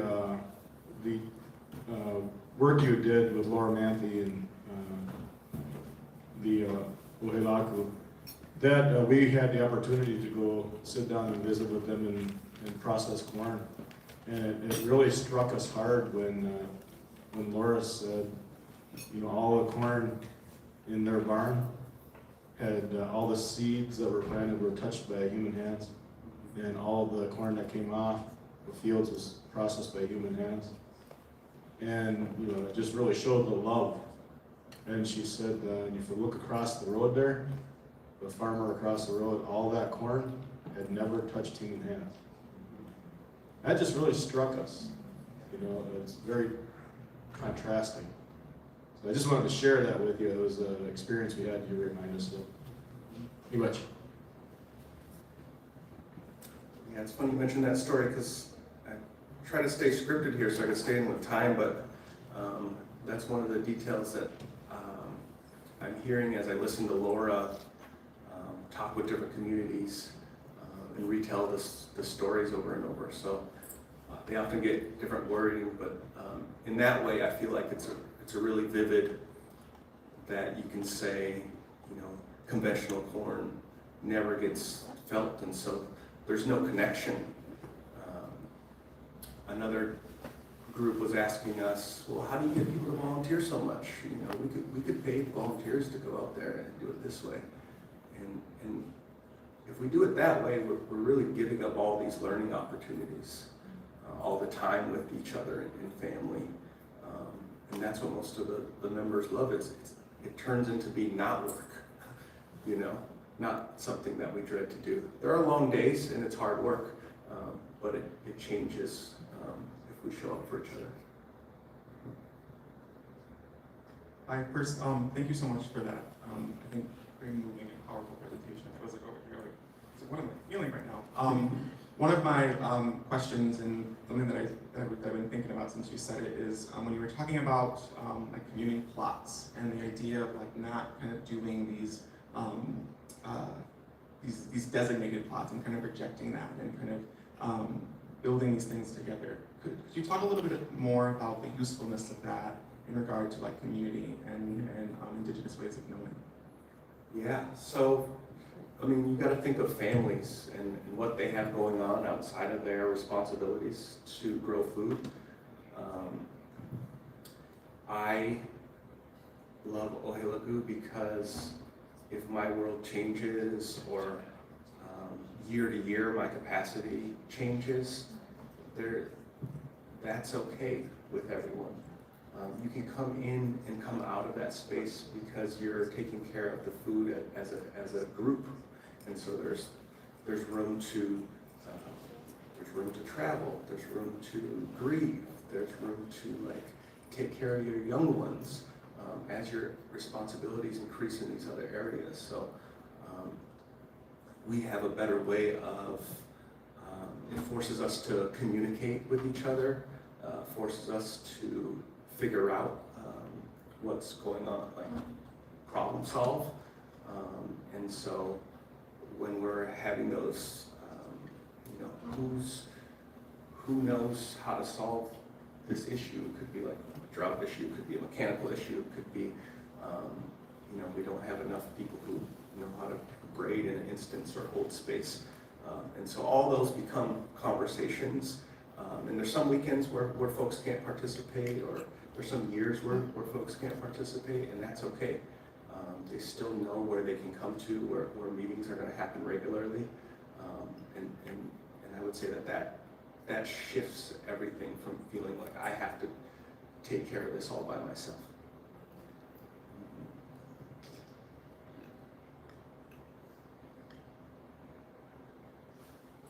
All right, everyone, let's thank Richard again.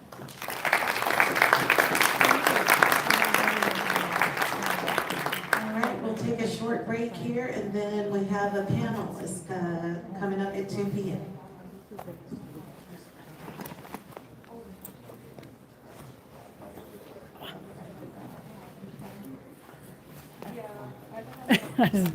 I'll be right back. Be at the booth there.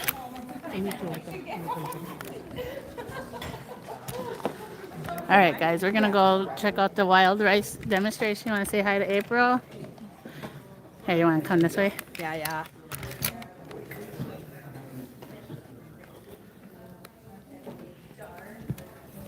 Hey everyone, bonjour, Sego. Oh my gosh, thanks for tuning in today. This has been a really great, amazing symposium. It's so great to know that we have some folks that are joining us from all over, who are listening in and hearing what we have going on here at NMU. We've brought in people from all over downstate Michigan, Wisconsin, and all over the Upper Peninsula. So their knowledge, what their passions are. It's been a really great day so far. I hope you guys are enjoying it. And remember to, oh, look at that!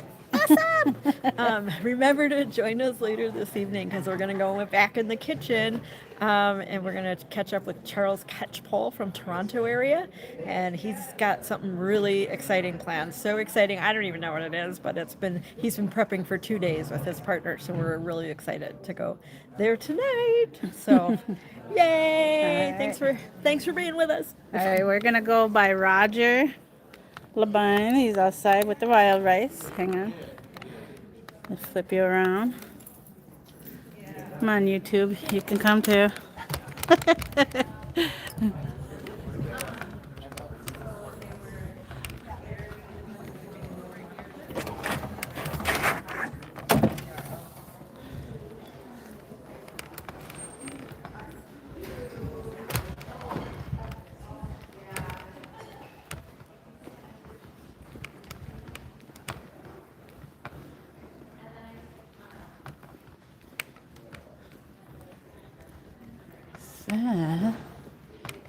Straight out the door here.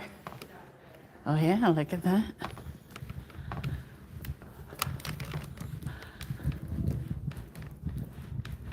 Can't forget the YouTubes. Yeah, thank you guys for being here. This is I am starting to collab with Center of Native American Studies, and here at the Northern Michigan University, and I'm going to start doing a lot